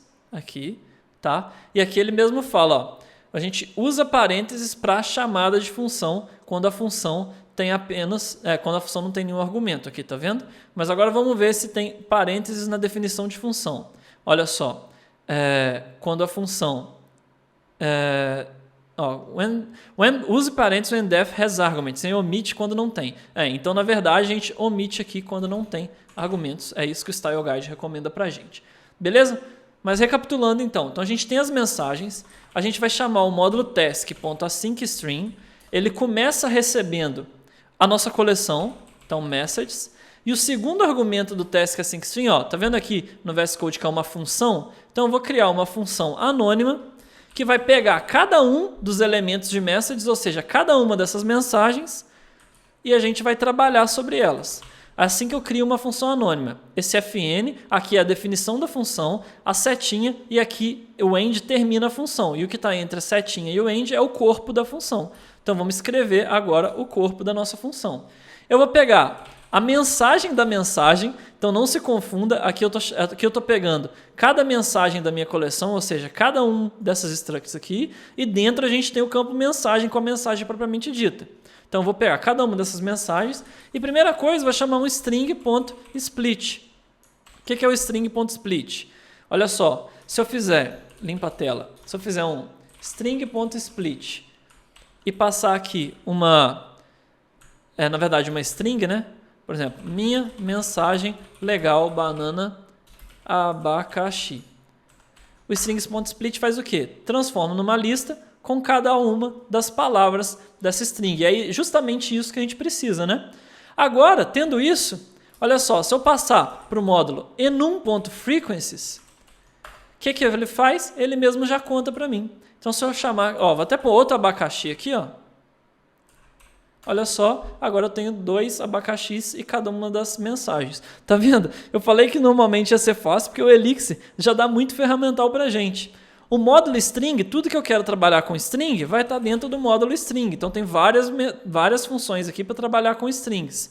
Já o módulo enum é todas as funções para a gente trabalhar com coleções, com listas, com maps, tá? Então, por exemplo, ordenação, tem um sort, achar valor mínimo, achar valor máximo, fazer reduce, fazer map, tá? Então, tudo que a gente quer fazer na coleção, primeiro vá no módulo enum e veja se não já existe uma função pronta. Por exemplo, já existe o enum frequencies, que conta as frequências de ocorrência numa lista. Tá? Por exemplo, se eu chamar enum.frequencies, aqui numa lista, 1, 2, 3, 4, 2, 2, 2, 2, 2. Olha só, ele contou que o número 2 apareceu 5 vezes o enum frequencies, tá? Então, eu posso chamar o string.split, depois enum.frequencies. Já vai contar para a gente, beleza? Mas, quer dizer que isso aqui está pronto? Não, isso aqui não está pronto. Por que que não está pronto? A gente tem um probleminha aqui. Não é um probleminha, mas uma característica aqui interessante. Ó, vou colocar um io.inspect para a gente ver o retorno disso aqui no terminal, só para você entender. Na verdade, eu vou pôr um io.inspect fora aqui do task async_string. Vou pôr aqui embaixo. Beleza? Então, ó, primeira coisa, quando eu chamar esse count no terminal, vamos ver o que acontece? Ó, hitTags count.call. Vamos dar um recompile que faltou eu recompilar quando eu gerei esse código novo. Beleza. Quando eu executo, olha só. Primeira coisa, ele me retornou uma função, mas essa função não executou. Que coisa estranha. Por que isso não executou?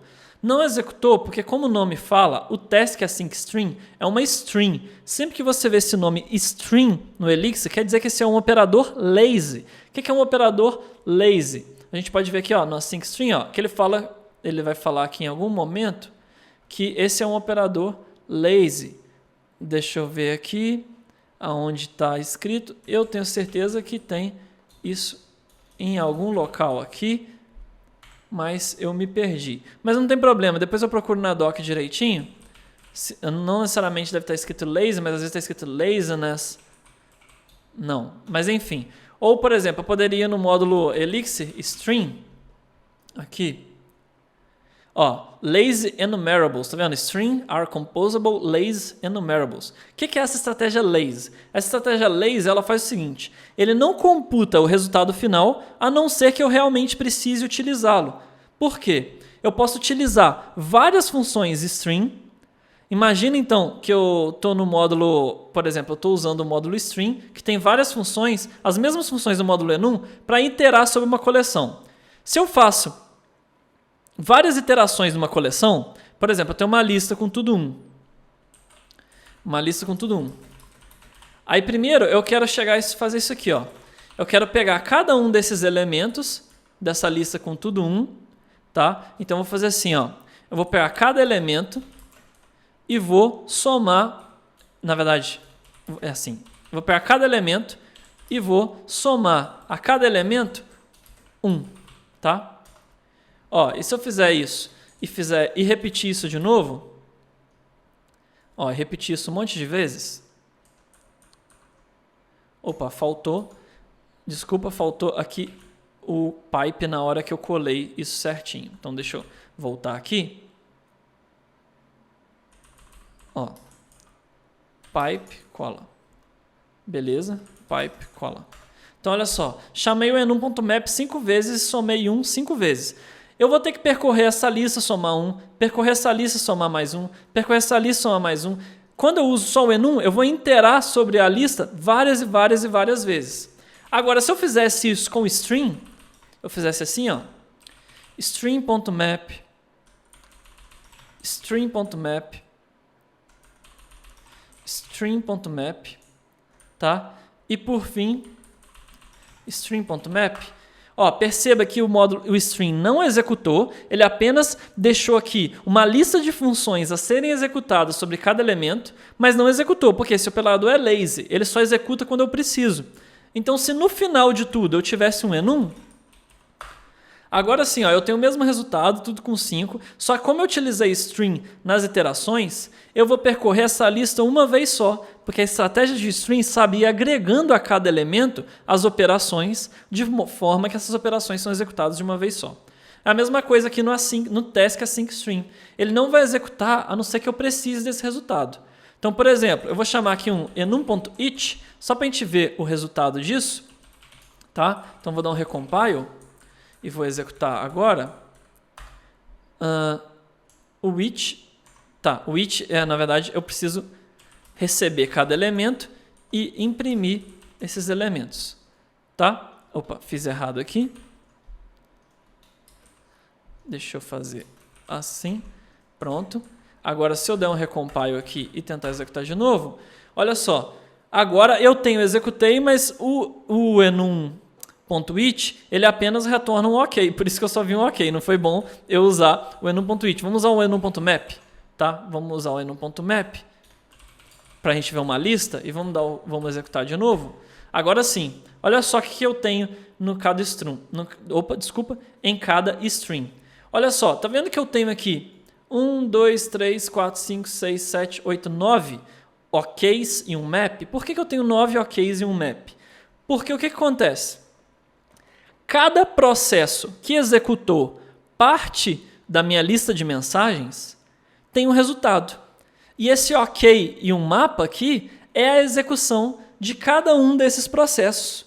Tá? Ele me retorna uma tupla que está omitida aqui porque eu usei o enum.map, mas ele me retorna uma tupla com OK, resultado, OK, resultado, OK, resultado, porque o task async string, como ele sobe diversos processos, no final o que ele me devolve é o retorno de cada um desses processos.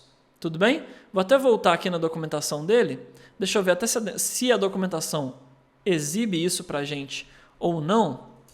Vamos voltar aqui no async string. Olha, vamos ver aqui. Não, ele mesmo não exibe isso de forma explícita para a gente, mas, de qualquer forma, é isso que acontece. Ou poderia usar a função que ele mesmo usou na documentação, enum.toList, dá um recompile, executar de novo. Aqui vai ter o mesmo resultado do enum.map, tá vendo? Que é o quê? O retorno de cada processo. Então, o que eu tenho que fazer agora? Eu tenho que pegar cada um desses maps, tá? E fazer um merge em todos eles. Eu tenho que somar todos os maps para eu ter um resultado final. Eu tenho que agregar todos esses resultados num valor final exclusivamente para eu ter o resultado agregado da soma de todas as mensagens e de todos os processos que executaram de forma concorrente. É a parte talvez um pouco mais enjoadinha, mas não é difícil não. Então bora lá. Olha só para te explicar. Se eu tenho um mapa 1 aqui, que tem o valor A com 5 e B com 3, e eu tenho um mapa 2 com A com 3 e C com 1, como que eu posso fazer o merge desses mapas? Eu tenho no módulo map a função merge, que recebe dois mapas. Então, eu vou pôr assim, mapa 1, mapa 2, e uma função anônima que diz como eu faço o merge dos mapas. Tá? E eu tenho que definir o que eu faço com as chaves e o que eu faço com os valores. Eu, com a chave, não vou fazer nada, por isso eu vou pôr esse underline aqui para dizer eu recebo a chave, mas não faço nada com ela. É assim que eu ignoro um valor no pattern matching. E para os valores do mapa 1 e os valores do mapa 2, o que eu vou fazer? Eu vou somar o valor do mapa 1 com o valor do mapa 2 e vou dar um end. Olha só o que acontece. No final, eu tenho um mapa com A8, que ele somou 5 e 3, B3, porque não existe B nos dois mapas, simplesmente o B daqui, e o C também. Então perceba que a chave eu não fiz nada com ela, só ignorei, então elas não mudaram, e os valores se somam quando eles existem nos dois mapas. Quando eles existem em apenas um, eles se mantêm e não são deletados. Então é isso que a gente tem que fazer. Só que aqui, no nosso exemplo, eu tenho uma lista de mapas. Então o que eu vou ter que fazer além disso tudo? Eu vou ter que usar o enum.reduce para percorrer essa lista de mapas e reduzir isso em apenas um elemento. Se você não sabe o que é o reduce, depois pesquise sobre Elixir enum. O reduce ele existe em várias linguagens, é um conceito da programação funcional, tá? Mas várias linguagens têm o reduce. Para a gente não perder tempo, porque essa aula já está muito grande, eu vou usar o reduce, mas o reduce, ele simplesmente, de forma bem resumida, eu vou até pegar o exemplo da documentação. Ele tem uma coleção, ele tem um acumulador inicial, que aqui no caso, o acumulador começa como 0, por isso ele nem deixa explícito aqui que ele começa como 0. E o que eu faço? Olha só, eu estou multiplicando x pelo acumulador. Ou seja, eu estou multiplicando todos esses valores e acumulando em um resultado final só, que é o 24, que é a multiplicação de tudo aqui. 3 vezes 4, 12, vezes 2, 24, vezes 1, 24. Beleza? Então o enum reduce, pega uma coleção e reduz tudo em um elemento só. Beleza? E é isso que a gente vai fazer. Eu vou chamar aqui depois do task async string, o enum.reduce. Vou começar com o acumulador, que vai ser um mapa vazio. E o que eu vou fazer? Para cada elemento, ou seja, para cada palavra, na verdade, então vou chamar tag de word.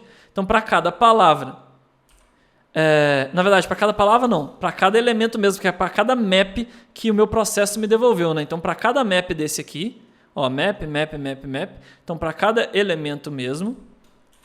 E eu tendo o valor do acumulador, que no caso começa como um mapa vazio, o que eu vou fazer? Eu vou somar os valores do meu elemento com o meu acumulador. E o que é esse SumValues? É uma função que a gente vai criar agora. Então, eu vou criar uma função privada chamada SumValues, que vai receber um OK e um mapa. Ó, lembra que o meu processo ele não retorna OK e um mapa? Então, eu estou usando o pattern matching aqui para receber o OK e o mapa. Tá? E também um segundo mapa, então vou chamar de mapa 1 e mapa 2. Quem que é esse segundo mapa? Ó, é o acumulador. Quem que é esse cara aqui? É esse elemento. Tá? O que eu vou fazer? Eu vou fazer um map.merge, igualzinho a gente fez no terminal, do mapa 1 com o mapa 2, uma função que eu ignoro a chave, recebo o valor 1, o valor 2 e, no fim, somo o valor 1 com o valor 2. Será que isso vai funcionar? Deixa eu ver o que ele está reclamando aqui. Valor 2. Aqui é valor 2. Beleza. Agora, olha só. Vamos dar um recompile. Executar de novo aquela função. E tá aí, ó. Minha teste bananinha de mensagem. Tá aí a soma de cada uma das palavras. Para a gente ver isso em evidência, vou até criar uma teste de mensagem legal. Vou criar lá na nossa API, beleza? Agora, se eu executar de novo, eu tenho que ver um legal aqui nessa contagem com uma ocorrência só. E está aqui, legal com uma ocorrência só. E todas as outras mensagens de hoje contadas, a ocorrência de cada uma, pronta para a gente fazer a nossa nuvem de palavras. Olha só aonde a gente chegou. Eu sei que aqui pode ter ficado um pouco confuso, é muita novidade, é muita função nova, é concorrência aqui entrando na parada também, mas isso é apenas uma apresentação para você ter mais curiosidade, ir na documentação, ler sobre o Task Async String com calma, ler sobre o módulo enum, ler sobre esse map.merge, analisar o código. De novo, vai lá no Code Drop sobre pattern matching para entender um pouco melhor sempre que eu faço pattern matching na definição de função, se ficou meio nublado para você. Só que esse código está com a leitura um pouco ruim. A gente pode melhorar ele um pouquinho. O que eu vou fazer? Vamos dar uma refatorada agora. Eu vou começar com esse getTodayMessages. Tá? Vou fazer o pipe para o Task Async String. Beleza? Agora, esse corpo do Task Async String, eu vou copiar ele e vou criar uma nova função chamada CountWords, que vai receber uma mensagem e fazer isso aqui que a gente já fazia. Eu fazer aqui, na verdade, só mensagem. Tá? Por quê? Porque agora, na hora que eu for chamar aqui, essa função, eu vou chamar da seguinte forma. Eu vou chamar message, na verdade, eu vou chamar countWords message.message. Beleza? E já ficou um código um pouco mais legível. Deixa eu ver o que eu esqueci aqui. Eu não tenho mais esse messages aqui, né? Porque eu estou recebendo ele via pipe aqui em cima. Então, seria dessa forma. Olha só, vamos dar um recompile, ver que isso ainda funciona. Ainda funciona. Ainda pode ficar melhor, porque essa função anônima, como eu já tenho uma função aqui, eu nem preciso dela. Eu posso simplesmente chamar essa função de baixo. Como que eu crio uma função anônima com uma função que já existe? Eu uso o eComercial antes aqui, tá? E como eu estou recebendo cada elemento do async string nessa função e eu não tenho mais uma função anônima para receber, como que eu referencio cada mensagem? Eu referencio com eComercial 1. Tá? Dessa forma, o Task Async String vai saber que eu estou me referenciando a cada uma das mensagens que eu estou recebendo via a função implícita aqui nesse caso usando o eComercial. Tá? Se quiser deixar da outra notação, que é muito mais clara, igual está aqui embaixo, pode deixar, não tem problema nenhum, tá? Não tem problema de performance, não tem nada. Aqui é só para você ver. Vou até deixar as duas formas aqui. Aqui embaixo eu podia usar o eComercial também, mas vou até deixar as duas formas para você não se confundir nesse caso, tá? Mas aqui, se eu quisesse usar aqui embaixo, como SumValues também é uma função, eu poderia usar o eComercial, só que como eu recebo dois argumentos aqui na função, aqui eu teria que usar E1 e aqui eu teria que usar E2. Então aqui seria E1 e aqui seria E2. E não teria esse end, nem esse fn, nem esse nada disso aqui. Tá? Seria dessa forma aqui. Beleza? Então, para você entender como eu uso uma forma e como eu uso outra, vou deixar de novo, como eu disse, as duas formas para você não se confundir.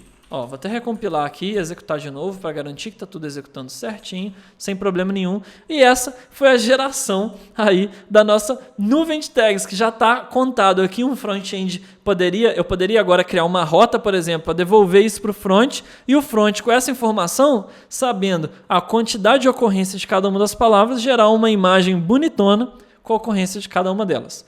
Agora, só falta a gente fazer o último ponto, que é bem rapidinho, da gente agendar para que esse módulo execute todo dia de forma automatizada para a gente, para simular aí que a gente teria essa geração de reporte diária e que a gente poderia mandar um e-mail, por exemplo, para todos os usuários todo dia com essa nuvem de tags.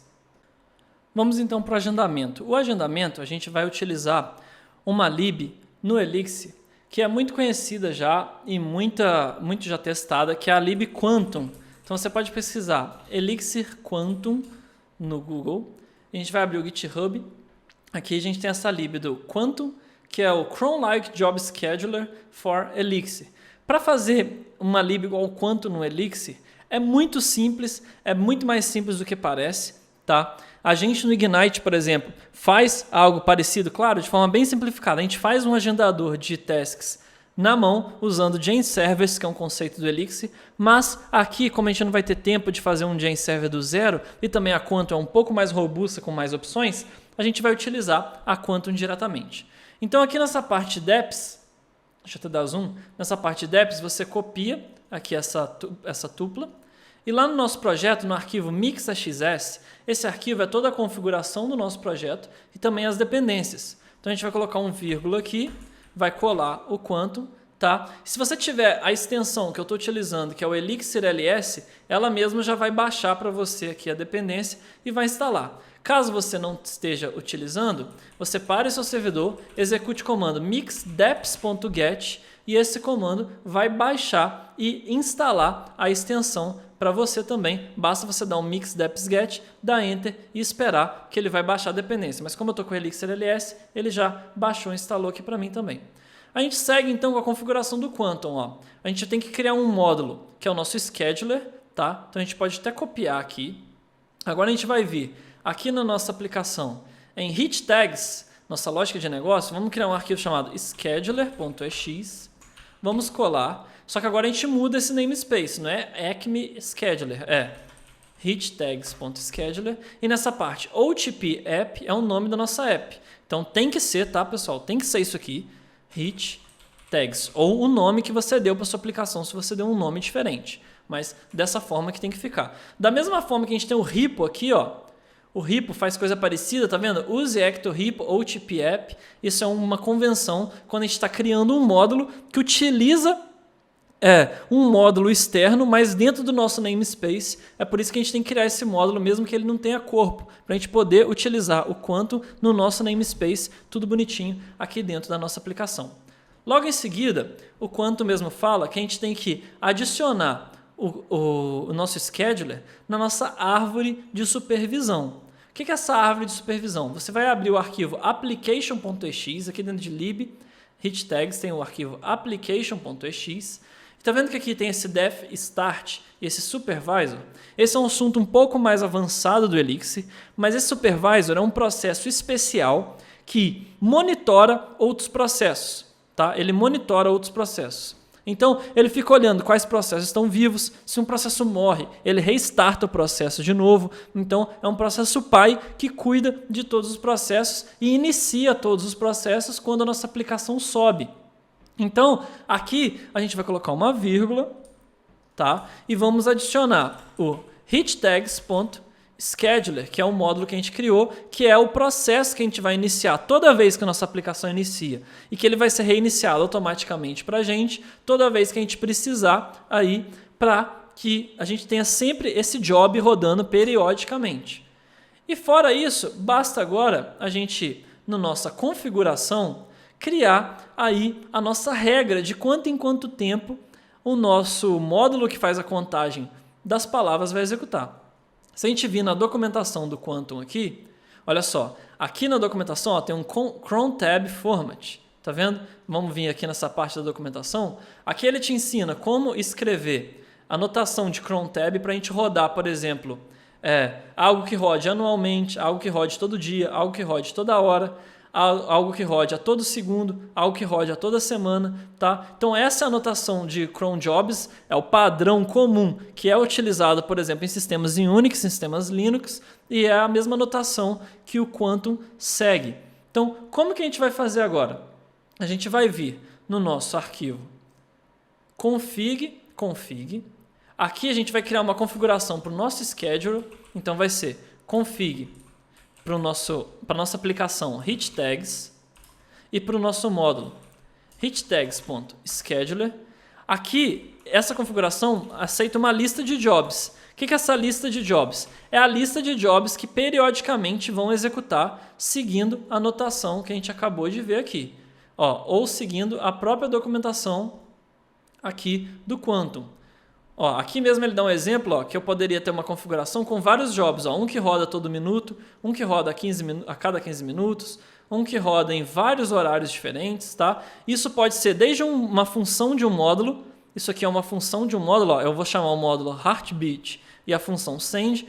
Ou eu posso chamar uma função anônima qualquer. Aqui no caso, ele roda um system.cmd para rodar um comando do Linux, para remover a pasta temp a cada 15 minutos e por aí vai.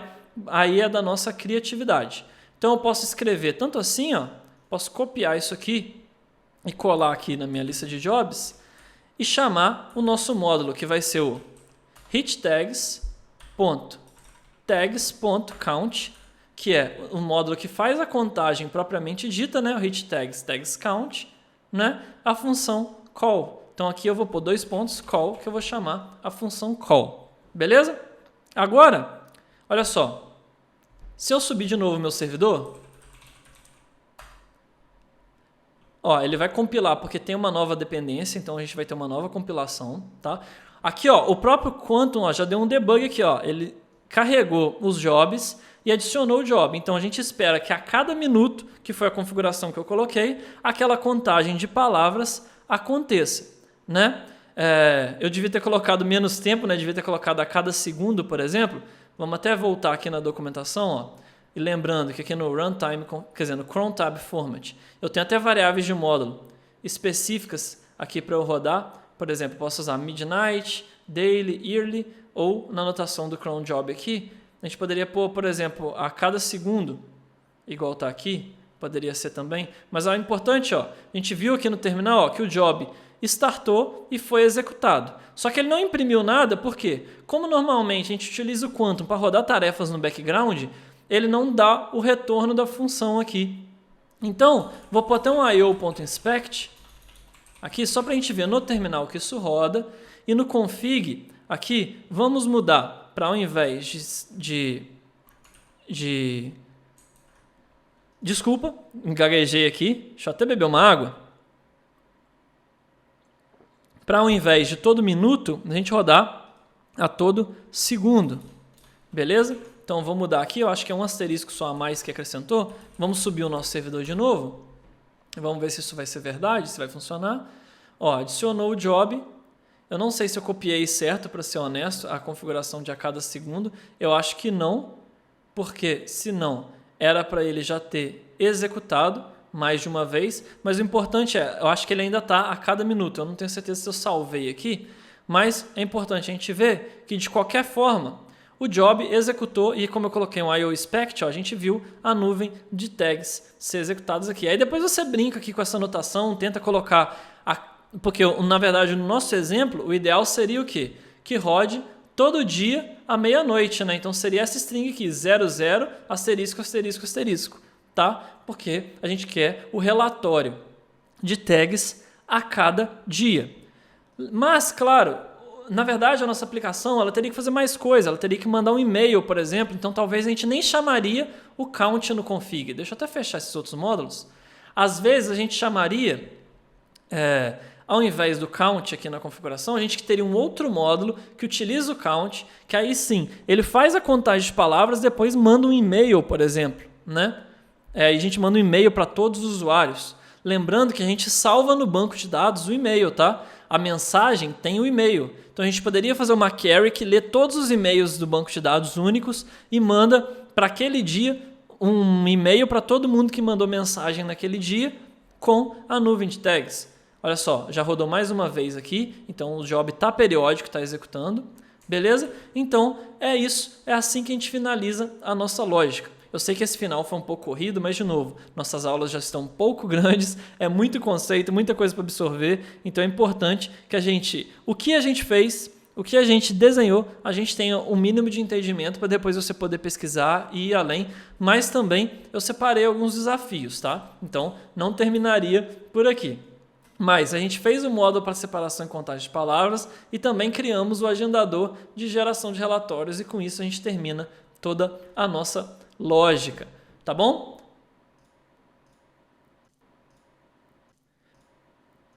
Deixa eu até voltar com o rosto aqui então. Opa, tô aqui de volta, ó, com outra camisa, você vê a intensidade que é a NLW, a gente começa de um jeito, termina de outro, mas é só porque a gente está 200% novamente empolgados aqui e dedicados para te entregar uma experiência incrível nessa semana intensa, dessa aula de praticamente 2 horas aí de vários dias, mas é porque o nome já diz, NLW HIT, para dar esse calor mesmo, para te tirar da zona de conforto e para a gente ir juntos para o próximo nível, para a gente ir juntos além nessa nossa carreira, na nossa vida e que de fato essa NLW tenha sido aí o pontapé que você precisava, talvez um pouquinho mais de motivação para a gente ir além e chegar no próximo nível. Falando em chegar no próximo nível então, como eu estava dizendo, vamos ver alguns desafios aqui para você. Eu deixo alguns desafios para você ir para o próximo nível. A gente lê do banco de dados todos os e-mails únicos, lembrando que a mensagem que a gente guarda no banco, ela tem os e-mails dos usuários que mandaram as mensagens, né? Então a gente pode fazer uma query para ler todos os e-mails todo dia para enviar para esses e-mails o reporte diário de palavras. Tenta primeiro ler todos os e-mails únicos, fazer uma lista de e-mails diário, tá? Para depois tentar enviar o e-mail. Para o e-mail existe uma lib no Elixir, chama Bamboo, que você pode vir no Google, quer dizer, no GitHub aqui do Bamboo e dar uma lida para ver como que usa, tem como você usar uma versão de teste em ambiente de desenvolvimento para ver que você está enviando e-mail mesmo, então dê uma olhada no Bamboo e esse é o nosso desafio para você tentar ir para o próximo nível. Talvez também fazer um esquema para guardar aquele report no banco de dados, para a gente ter um histórico, para a gente ter um acompanhamento, né?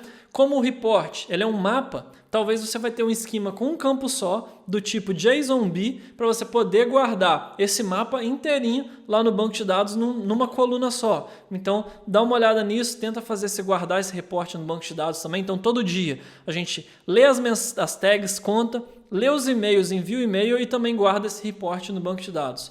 E também pesquise sobre Fallback Controller e como utilizar o Fallback Controller para validação de erros. Tá? No nosso Message Controller, a gente lidou com erros aqui no Handle Create, mas essa escolha que a gente fez não é muito extensível para aplicações grandes. Então, dê uma olhada sobre o que é o Fallback Controller, pesquise sobre Elixir Phoenix, Fallback Controller e veja como utilizar o Fallback Controller para lidar com erros também. Tudo bem? Então tá, então deixa eu até voltar aqui só de rosto agora para a gente concentrar mais uma vez, até uma conversa mais próxima, tete a tete aqui. E eu quero conversar com você sobre o dia de amanhã. O conteúdo técnico a gente já viu, foram 4 dias de aulas grandes, aulas extensas, com muito conhecimento, com várias trilhas, a trilha do Experts Club, a trilha do Discover com a Jaque e com o Maicon, a trilha aqui com os instrutores, na verdade com os educators do Ignite. Então, a gente nessa NLW está se aprofundando o máximo possível nesses assuntos, em diversos outros, tudo bem? Mas a gente tem o nosso programa de treinamento, que é o Experts Club, com conteúdos exclusivos para devs, quase uma Netflix dos devs aí. A gente tem o Ignite, que é a nossa plataforma de aprendizado totalmente voltada para aquilo que o mercado oferece em Elixir, em Node, em React Native. Também temos o Discover, que é para você que está começando a programar e não tem ainda muita noção de programação web, ou talvez caiu aqui de paraquedas. Então, cabe lembrar que amanhã a gente vai ter esse encontro para a gente descobrir os próximos passos para continuar evoluindo na nossa carreira de forma acelerada, de forma transformadora, de forma totalmente alinhada com o mercado de trabalho. Então não perca o encontro de amanhã. Se você quer dar aí uma virada na sua carreira, se você quer de fato chegar no próximo nível, amanhã nós vamos conversar juntos sobre essa oportunidade. Então você não pode perder o encontro de amanhã, que vai ser muito importante para, claro, a gente vai falar sobre os nossos produtos pagos, como o Ignite Experts Club, mas essa semana não foi só simplesmente para te vender esse conteúdo, foi sim para te mostrar que há um mundo lá fora, a gente está aqui para te ajudar, para você ver o poder da nossa comunidade. Então continue dando feedback lá no Discord, continue interagindo com a comunidade, ficou com alguma dúvida, ficou perdido nesse meio de campo aí, nessa sopa de letrinhas, nesse mundo novo das linguagens? Entre em contato conosco, pode entrar em contato com o Rafa também, que eu vou tentar ajudar a você com as suas dúvidas, te dar um direcionamento se você está um pouco perdido. Então, que fique essa mensagem. O conteúdo gratuito aqui não é simplesmente para te passar uma oferta no final, e sim para realmente poder começar a ser um pontapé inicial para mudar e transformar a sua vida nesse universo vasto que é a programação. Tudo bem? A gente quer de fato te ajudar e de forma gratuita. Então participe da nossa comunidade, procure proximidade com a gente e, claro, amanhã participe do encontro também, que às vezes as ofertas e as coisas que vão aparecer por lá possa fazer sentido para você. Então é muito interessante que lá você esteja. Tudo bem? Então participe da nossa comunidade. Lembrando que o código para participar do desafio hoje vai ser #SemLimites. #SemLimites.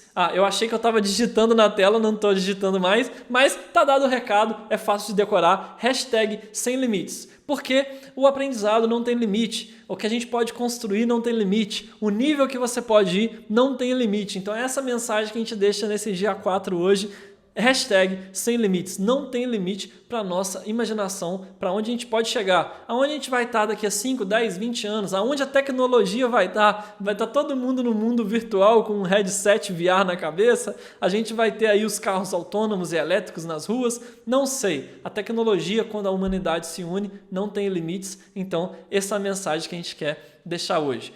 E o último recado, lembrando que todo o conteúdo aqui e os desafios só ficam disponíveis até domingo, às 23h59. Então quer revisar todo o conteúdo, quer participar dos desafios, quer estar lá na comunidade interagindo sobre as aulas? Fica atento a esse prazo, domingo, 23h59. Então o Rafa vai se despedindo por aqui, talvez a gente se encontre amanhã no nosso encontro também, seria muito bom ter vocês amanhã também no nosso dia de número 5 da CNLW. Espero que você tenha gostado e aproveitado ao máximo da aula de hoje. Estou muito grato a você que nessa aula grande, nessa aula cansativa e às vezes um pouquinho confusa, tenha chegado até aqui, porque eu tenho certeza que você sai daqui transformado. Um abraço, espero te ver em breve e tchau, tchau.